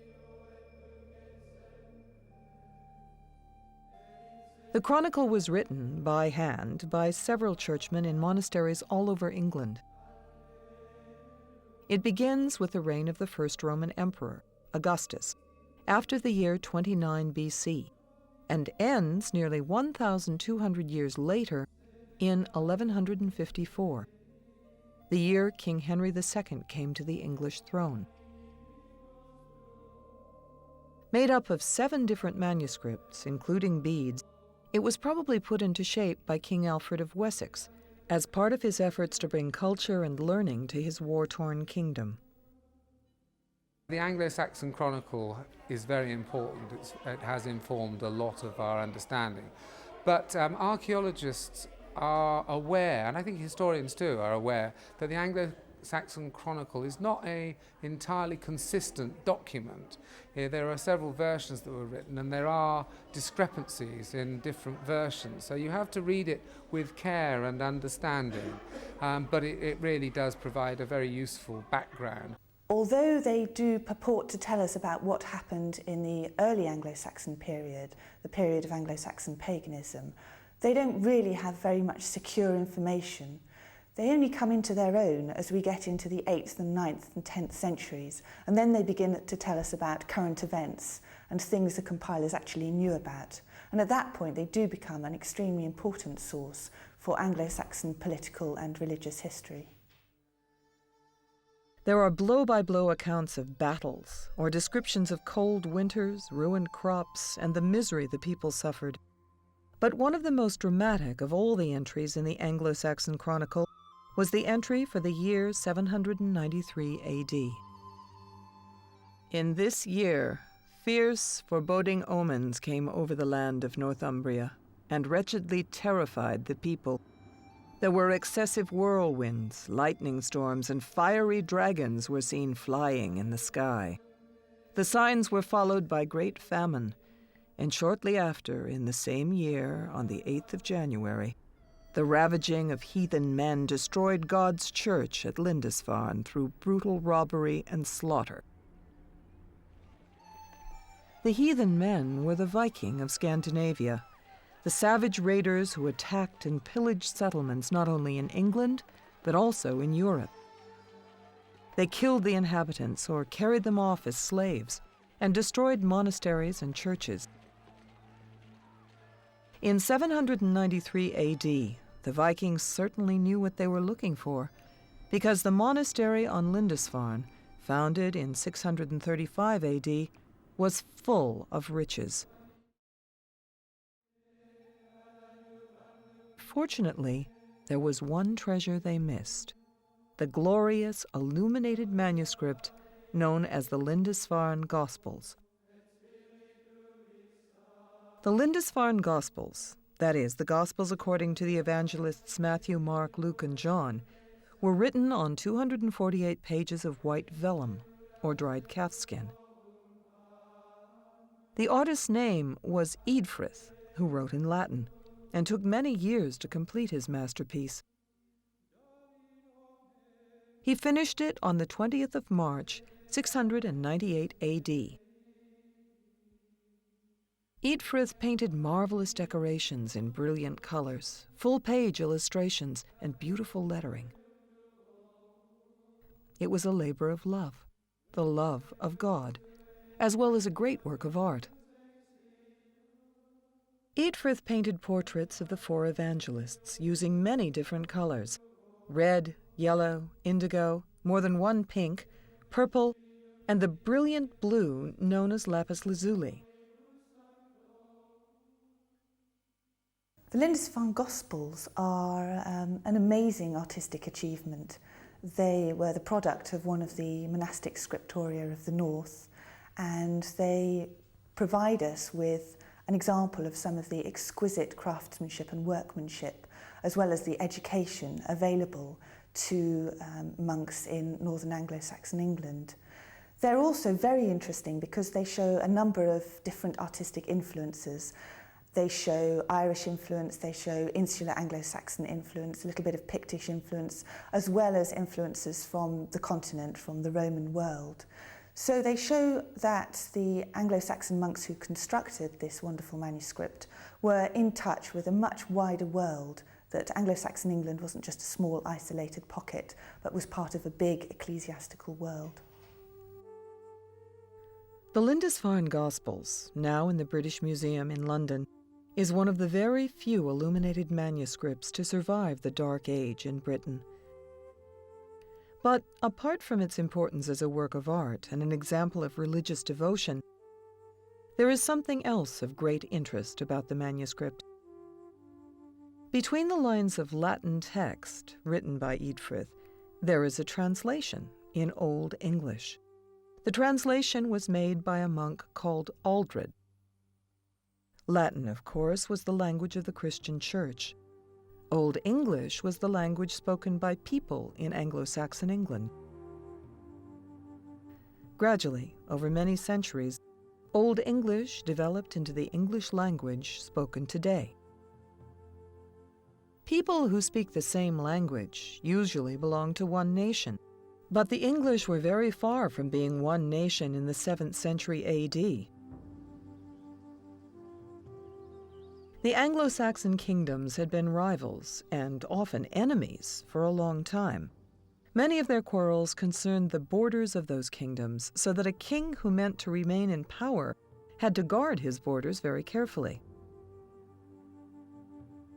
This was why Offa, king of Mercia, built a massive fortification to defend his territory from attacks by the Welsh. As far as we know, as the name implies, it was built by King Offa of the ancient Anglo-Saxon kingdom of Mercia. Mercia was one of a number of Anglo-Saxon kingdoms that had emerged in Britain after the end of the Roman period here. And by the 8th century, when Offa's Dyke was built, Mercia was really the most important of those kingdoms. So in that sense, that does give us a context to understand Offa's Dyke. Offa is the most powerful monarch of his day. We know, for example, that he's building contacts with not only other Anglo-Saxon kings, but also with people in Europe, principally with Charlemagne, who's developing his sort of Frankish empire at the same time. So Offa is a king on the make, looking to not only protect his realm, but I think demonstrate his own power. And I think when we begin to try and understand Offa's Dyke, that's really some of what it's about. Parts of this great fortification, known as Offa's Dyke, can still be seen today. When it was first built in around 790 AD, it ran 270 kilometers from Chepstow on the River Severn to the estuary of the River Dee. The dyke, one of the great technological marvels of Dark Age England, was 18 meters high, with a ditch 3.5 meters deep on the Welsh side.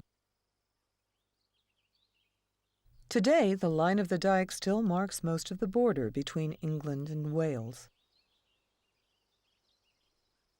In terms of how it functioned as a barrier, and indeed why it was built as a barrier, it's pretty obvious to argue that, Offa was trying to keep out the people who live in what is now Wales.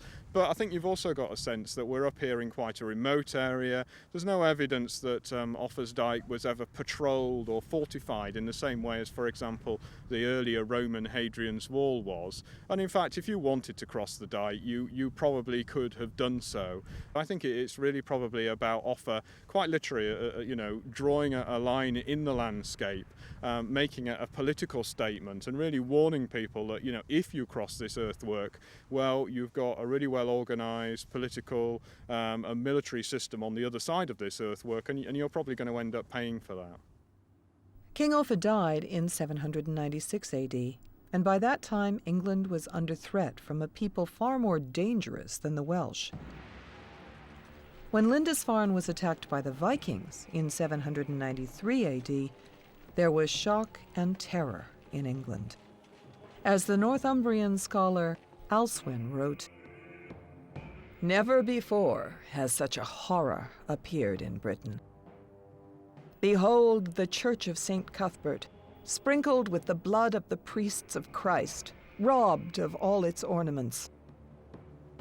Here is the beginning of woe and calamity." Alswin was right. The raid on Lindisfarne was only the first of many savage Viking attacks. But it was not only the violence of these raids that terrified people in England. It was also the fact that the Vikings had been able to sail across the North Sea from their Scandinavian homeland. As Alcuin himself put it, no one thought them capable of making such a journey. The Vikings were capable of making such a journey because they were magnificent sailors. They loved the sea and had beautiful names for it, like the silver necklace of the earth. They knew how to navigate by the stars and how to sail a straight course across the sea. Viking ships were open boats with a large square sail mounted on a mast made from a single tree trunk. But though they were simple, these ships were very strong.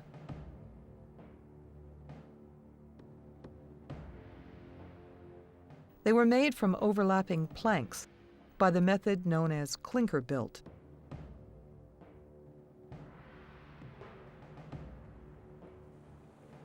A Viking longship appearing on the horizon was one of the most terrifying sights for the peoples of Dark Age Europe.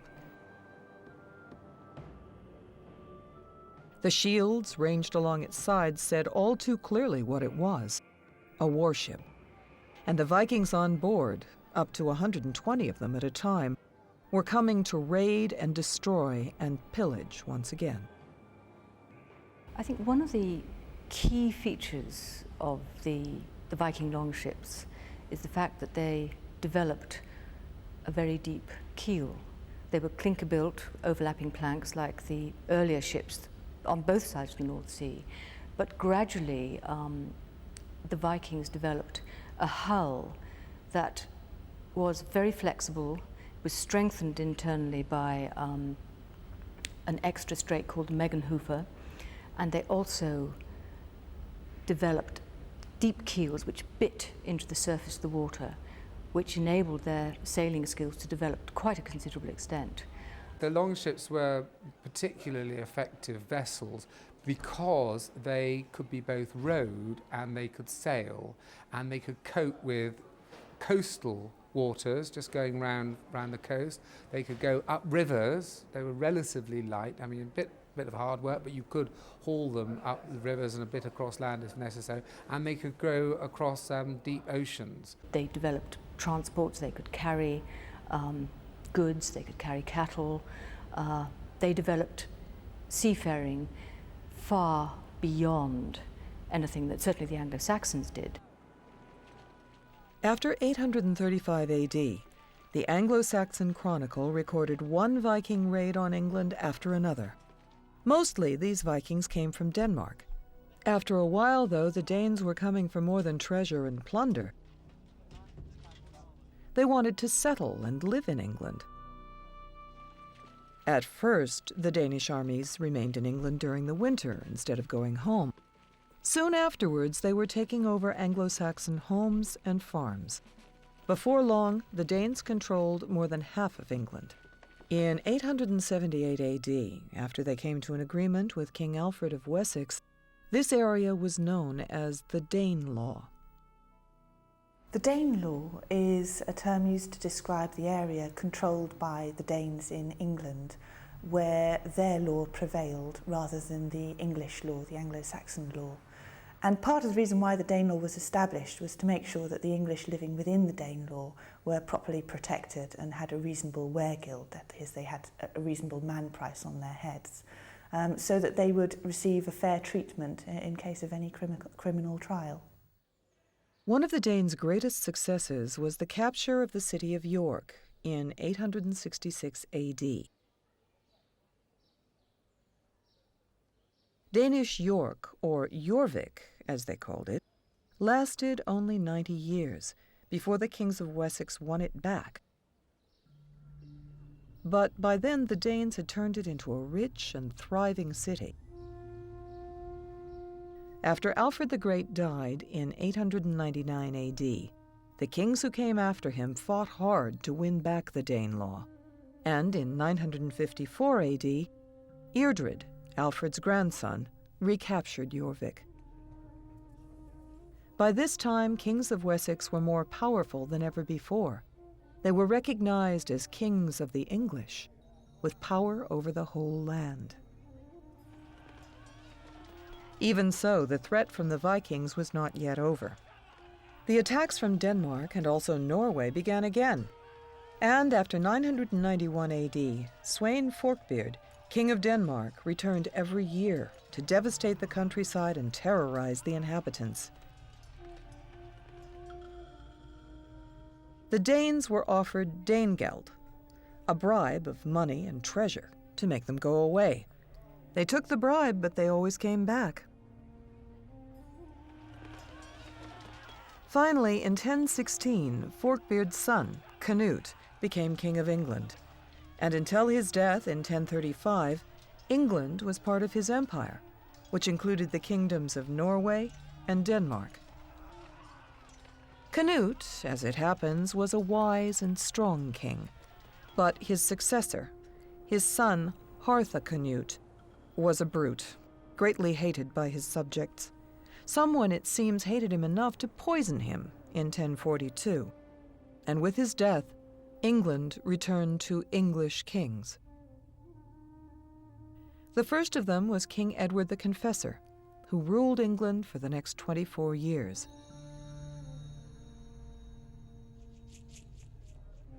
But the people Edward ruled were different from the Anglo-Saxons and Vikings of earlier times. They had settled down to live in England together. They spoke the same language and lived the same sort of lives. In other words, they were becoming one people and one nation, and later called themselves by one name, the English. Since prehistoric times, England had been invaded over and over again by peoples from Europe. After Edward the Confessor died, there was one more to come: the Normans. In 1066, Duke William of Normandy invaded England to claim the throne, which, he said, Edward had promised him. Once again, Viking longships were seen bringing warriors to the shores of England, for the Normans were descended from Vikings who had settled in France. But this time, it was different. The Normans were not raiders, and they were not settlers. They were conquerors.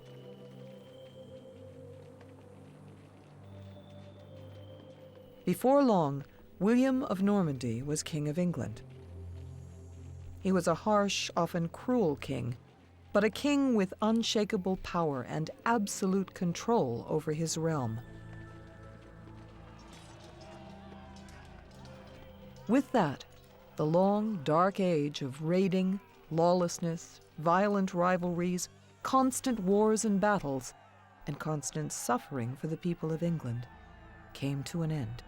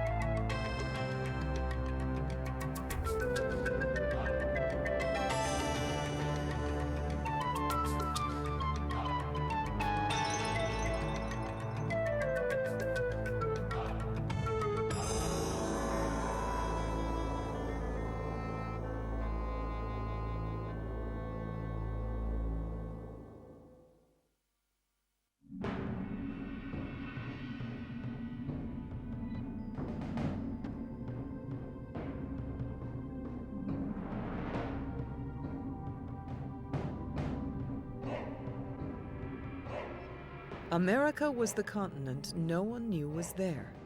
When Christopher Columbus arrived in 1492, he thought he was in an outlying region of Asia. Instead, he landed in a new world where people had lived for 20,000 years.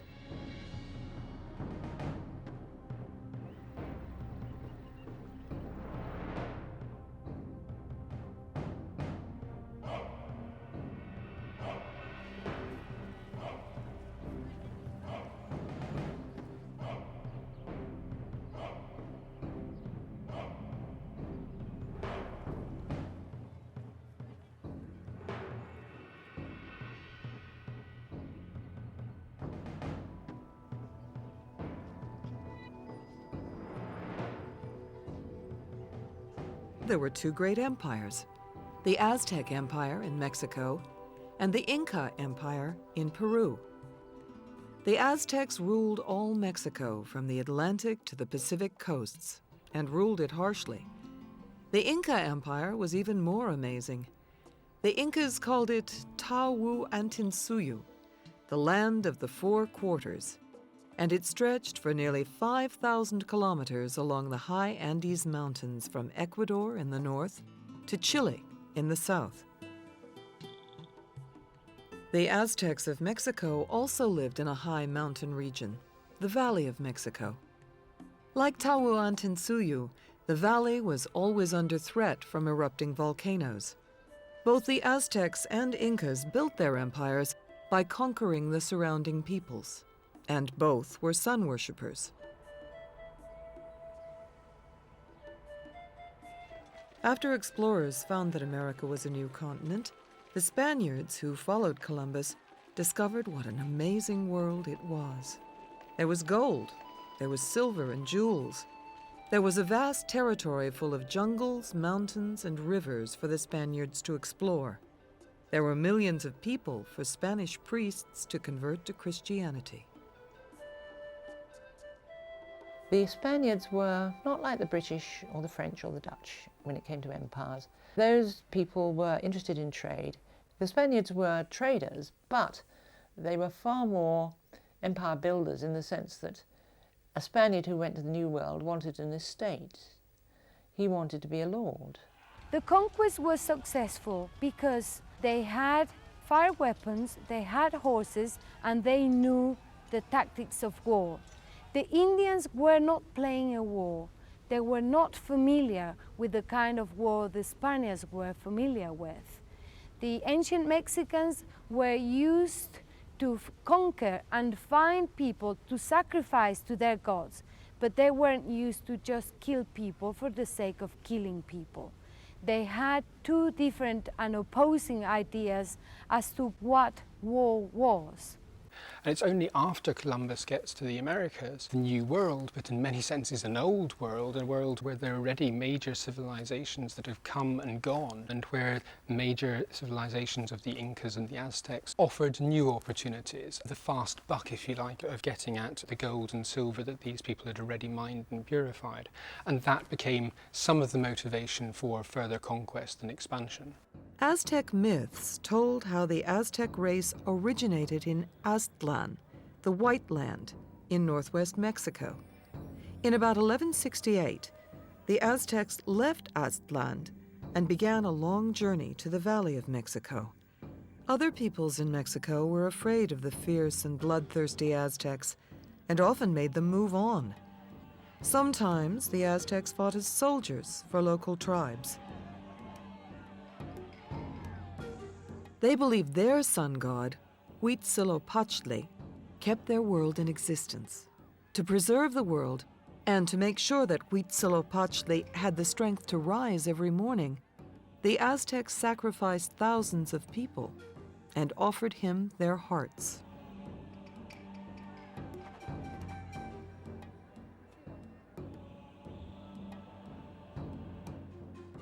Behind us is the great temple of the Aztecs. The left-hand side is the temple of Huitzilopochtli, the tribal god of the Aztecs, the god of war. The temple of Huitzilopochtli is recognized by the sacrificial stone called Texcatl in Nahuatl, the language spoken by the Aztecs. Human sacrifice had different versions and it was carried out in several forms. The most common way of human sacrifice was to extend the victim on the sacrificial stone, stretching the body, touting the chest, so that the priest could insert the sacrificial knife and get the heart out. Huitzilopochtli had told the Aztecs that they would found a city at a spot where they saw an eagle perched on a cactus plant. It seems that this happened in the year 1325 on the shore of Lake Texcoco in the Valley of Mexico. Today, the national flag of Mexico marks this event. The flag has an eagle and cactus image at its center.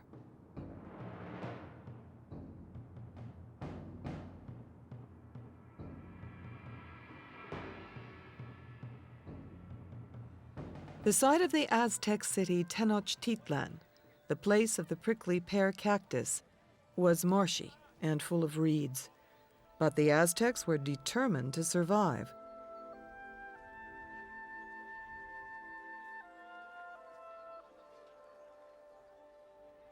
To grow enough food, they built floating garden islands called chinampas.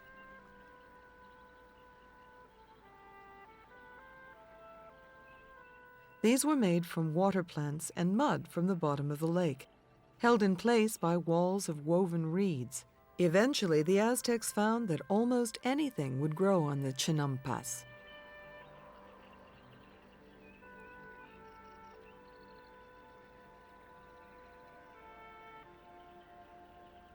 Xochimilco is known as the floating gardens area by tourists. In fact, the name Xochitl in Nahuatl means flower. The local inhabitants cultivate different flowers, and the people sell the flowers to different flower shops in Mexico City. In Aztec times, this area was important because it actually fed Tenochtitlan, the Aztec capital. People were able to use the canals to transport their goods as well as people. On the 8th of November, 1519, 400 Spaniards, led by Hernán Cortés, marched along the pass between the twin volcanoes Popocatépetl and Tlaxtacuatl to reach the Valley of Mexico. They were amazed by what they saw. By this time, after 2 centuries, Tenochtitlan had grown from a small settlement into a magnificent city with nearly 300,000 inhabitants. 3 giant causeways built over the marshes connected the city to the shore. Each causeway was over 4 kilometers long. Each was wide enough to take 10 men riding next to each other. One Spaniard, Bernal Diaz del Castillo, described this magical sight. When we saw all those cities and villages built in the water, and these great towns and pyramids and buildings rising from the water, all made of stone, seemed like an enchanted vision. Indeed, some of our soldiers asked whether it was not all a dream. Later, when the Spaniards explored Tenochtitlan, they saw the beautiful jewelry and other objects made by Aztec craftsmen, and visited the huge markets where they could buy all sorts of food, herbs, medicines, wood, paper, feathers, shells, and other supplies. The Spaniards also discovered a great deal about the Aztecs.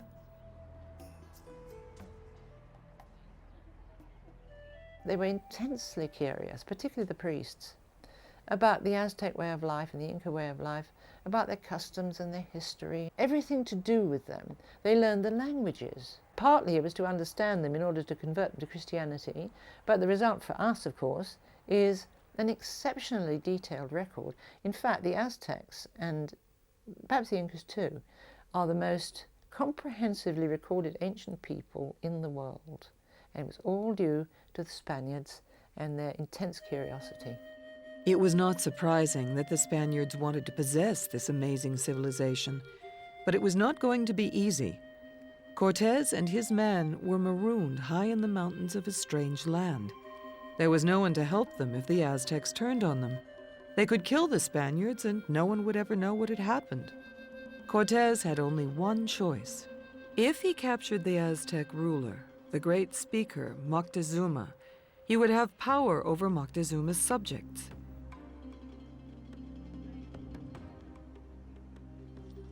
The surprising thing was that Moctezuma helped Cortés carry out his plan.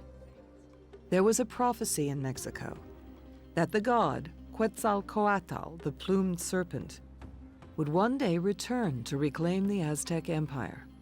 Moctezuma believed this prophecy. He also believed that Cortés and Quetzalcoatl were one and the same. It was history's greatest case of mistaken identity, and Cortés made the most of it. Moctezuma did not resist when Cortés took him prisoner. The great speaker agreed to swear loyalty to the King of Spain, build a church on the Temple Tower in Tenochtitlan, and give Cortés great quantities of gold. Unlike their ruler, Moctezuma's Aztec subjects had realized that the Spaniards were not gods. They were human, and they were dangerous. The Aztecs rebelled, and a huge crowd of them came to Moctezuma's palace to demand that he throw out Cortés and his men. Moctezuma tried to calm them down, but they threw stones at him. Shortly afterwards, Moctezuma died. Now there was only one thing for Cortés to do. He had to get out of Tenochtitlan, and he had to get out fast. Almost all the Spaniards were injured, and many died as they fled from Tenochtitlan across one of the causeways on the night of the 30th of June, 1520. Afterwards, the Spaniards called the night of their escape the Noche Triste, the Night of Sorrows. It was a terrible defeat for Cortés, but he was a very determined man, and 9 months later he was back. Now nothing was going to stop him from capturing Tenochtitlan and defeating the Aztecs once and for all. This time, Cortés had allies, 100,000 Mexicans who were subjects of the Aztecs and wanted revenge on their cruel masters. The Spaniards had built ships on the lake and equipped them with guns. These guns pounded the great Aztec city for days on end. The siege of Tenochtitlan began in early June, 1521. It lasted 7 weeks. Finally, on the 13th of August, Tenochtitlan, or rather its smoking, blood-stained ruins, fell into Spanish hands. In 1521, the Spaniards called Tenochtitlan New Spain. It was the end of the Aztec Empire, and it was the beginning of New Spain.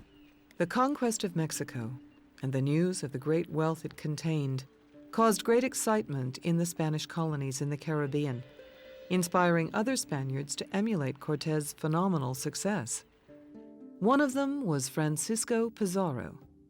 10 years older than Cortés, Pizarro was almost 60, a considerable age for his time, when he embarked on his own ambitious quest to reach and conquer the Inca Empire, which lay well over 3,000 meters high up in the Andes Mountains. It would be another extraordinary, though costly and blood-stained adventure, and one in which history would repeat itself with fateful accuracy. For Pizarro, his motives had already been shaped to a large extent by knowledge of what Cortés had done. He was filled with the stories of how it was possible to go to a place that had a major state-run organization, but to take it over using Spanish technologies, the horse, the sword. There was knowledge of the area from visits to the coast of Peru the year before. This empire was called Biru. Pizarro renamed it Peru, and he set out with 180 men and 37 horses in the summer of 1531. For 7 weeks, the Spaniards struggled through the freezing mountains and along the narrow passes. The air was so thin it was difficult to breathe. But at last, the Spaniards reached Cajamarca.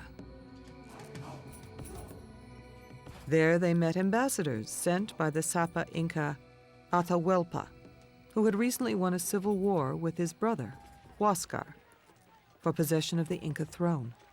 Atahualpa was willing to meet Pizarro, but at this stage he had no idea why the Spaniards had come into his empire.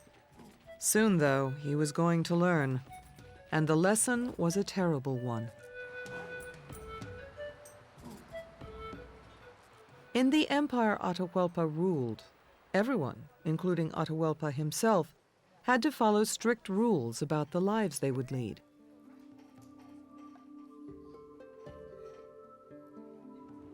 A son whose father was a farmer was also a farmer and worked on the terraces cut into the steep mountainside to produce maize, potatoes, fruits, and other foods.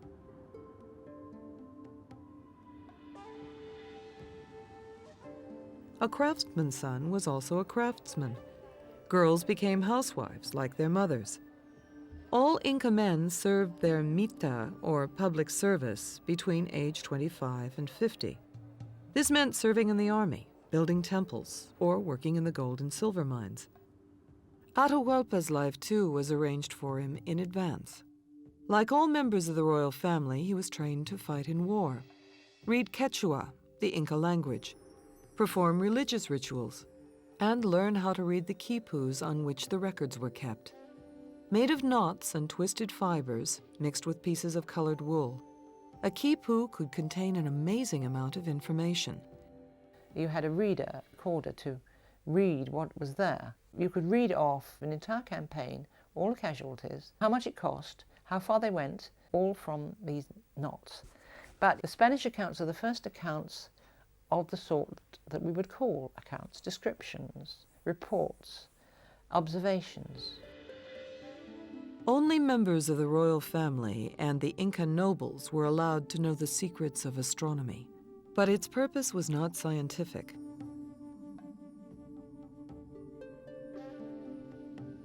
The Incas observed the stars and planets so they could organize their calendar and work out the proper time to plant crops.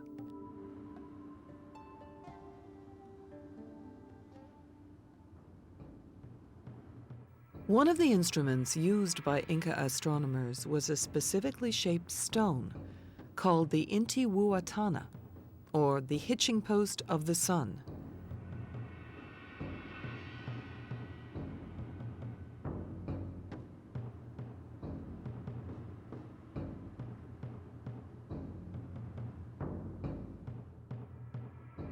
One of them can still be seen in the Inca fortress of Machu Picchu, which lies over 2,000 meters up in the high Andes. For many centuries, Machu Picchu was a lost city. The Spaniards never found it, and it was not discovered until 1911.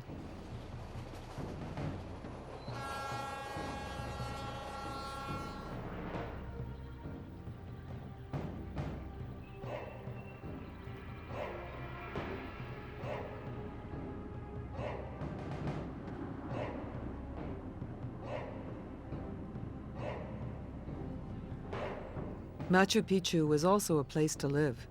Food was grown on its terraces, which had more than 3,000 steps.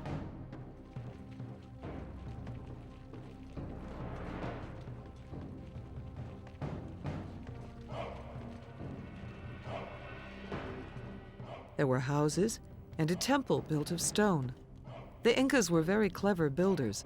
They could fit blocks of stone together exactly, without any mortar to keep them in place. But it was a very tough life living so high up in the mountains. The Intihuatana at Machu Picchu was probably used to study the movements of the sun, the moon, and planets like Jupiter, Mars, or Mercury. You have to stay overnight because you have to get up very, very early in the morning before the sun rises. As long as it's not misty, you will see it, the sky turn pink and orange. And there's a ridge opposite the Intihuatana, and the sun strikes over this ridge at about 6 in the morning in December, which was midsummer, and like a laser beam it strikes directly on this Intihuatana. It is the most magical sight. And from this, Incas and a prince like Atahualpa, who was trained in astronomy, would observe movements of the sun and the moon and some of the planets. The Andes are one of the most dramatic landscapes in the world. There are mountains rising to 6,000 meters, snow-capped peaks, and then the land falling down towards the coast. You're also near the equator, so the sun is amazingly strong, and that creates very large differences. Daytime temperatures can be very hot, but nighttime temperatures fall below freezing. And in fact, the climate changes more during one day than it changes during the year. But nonetheless, you've got very dry seasons when very little can be grown unless you've got irrigation, and wet seasons when crops can be grown. And as you walk up the Andes, you find it more and more difficult to breathe as the air has less and less oxygen in it. Although, like the Aztecs, the Incas worshipped the sun, they did not perform human sacrifice nearly as often. Usually they sacrificed llamas, guinea pigs, cocoa leaves, maize and other food, gold and silver ornaments, carvings, or feathers. Even so, they were just as superstitious as the Aztecs. The Incas were terrified of anything unusual, particularly in the sky. They were very sky conscious. An eclipse of the sun was a terrifying experience because they thought a giant puma was gobbling up the sun. So in order to make it go away, they would shout and scream, bang drums, bang tins, make a terrible racket. But superstition was not confined to ordinary Incas. Atahualpa and the royal family were also affected. They were haunted by a prophecy of the Inca wise men who foresaw 3 great disasters: plague, war, and the destruction of the Inca Empire. The plague was a smallpox epidemic. The war was the war between Atahualpa and his brother Huáscar, as they fought to inherit the throne. But what about the third prophecy? When and how would the empire be destroyed, and who would destroy it? Not the Spaniards, or so Atahualpa believed, because when he met Pizarro in the town square at Cajamarca on the 15th of November, 1532, he did not act like a ruler who was facing disaster. The Sapa Inca arrived in a litter smothered in brilliantly colored feathers of tropical birds, and carried by 80 of his nobles. 5,000 warriors accompanied him. Pizarro's priest, Father Vicente de Valverde, approached Atahualpa and demanded that he become a Christian.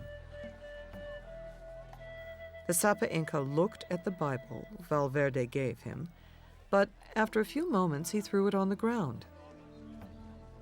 Valverde turned pale with shock. He demanded that Pizarro attack the Incas there and then, even though most of them were unarmed. This is what Pizarro had planned all along. He had hidden his soldiers in the streets surrounding the square at Cajamarca, together with a large gun.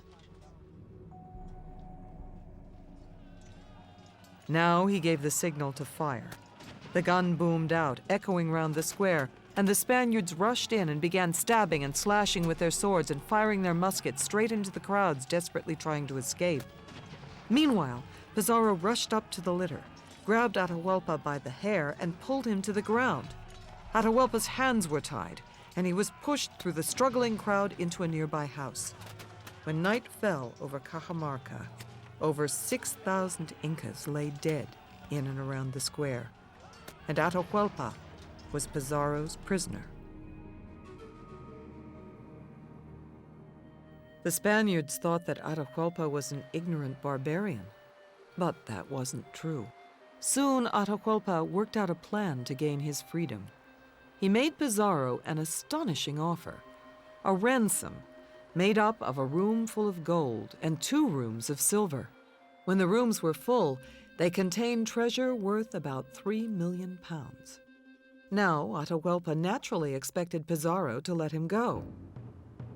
But Pizarro could not do that. He realized that the Incas would obey any order Atahualpa gave them, and that might include killing all the Spaniards. No, Pizarro decided, Atahualpa had to die. It was the only way. Pizarro already had the excuse he needed. During his imprisonment, Atahualpa had ordered the death of his brother and rival, Huáscar. His orders were, of course, carried out.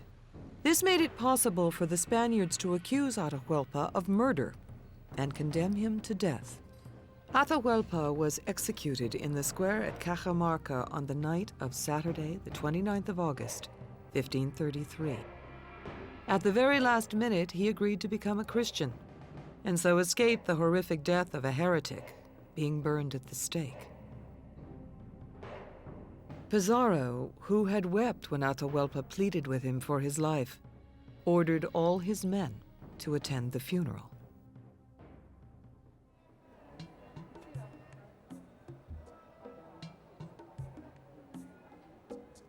In the next few years, the Spaniards conquered both Mexico and Peru, and so brought to an end the Aztec and Inca empires. Inca and Aztec gold, silver, and other treasures helped to make Spain the richest and mightiest power in Europe. But there was more to the Spanish conquest than getting rich. A new Spanish city, Mexico City, was built over the ruins of Tenochtitlan, so obliterating the once beautiful Aztec capital. The Aztecs and Incas were converted to Christianity. Many of the Aztecs' holy books were burned. Churches replaced the ancient temples. Human sacrifice was forbidden. Both Aztecs and Incas were forced to work hard for the Spaniards, on farms or in the mines. Before the Spaniards came, they had been used to a fairly leisurely life, and thousands of them died. More thousands died from European diseases, smallpox, typhus, typhoid fever, because they had no natural resistance to them. The Nahuatl language of Mexico survived. So did Quechua in Peru, as well as some of the ancient customs and the markets. But very little else was left of two once great civilizations.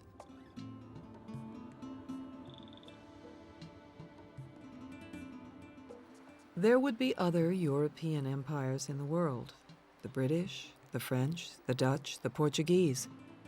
But none of them destroyed the peoples they conquered so thoroughly or so cruelly as the Spanish Empire in America.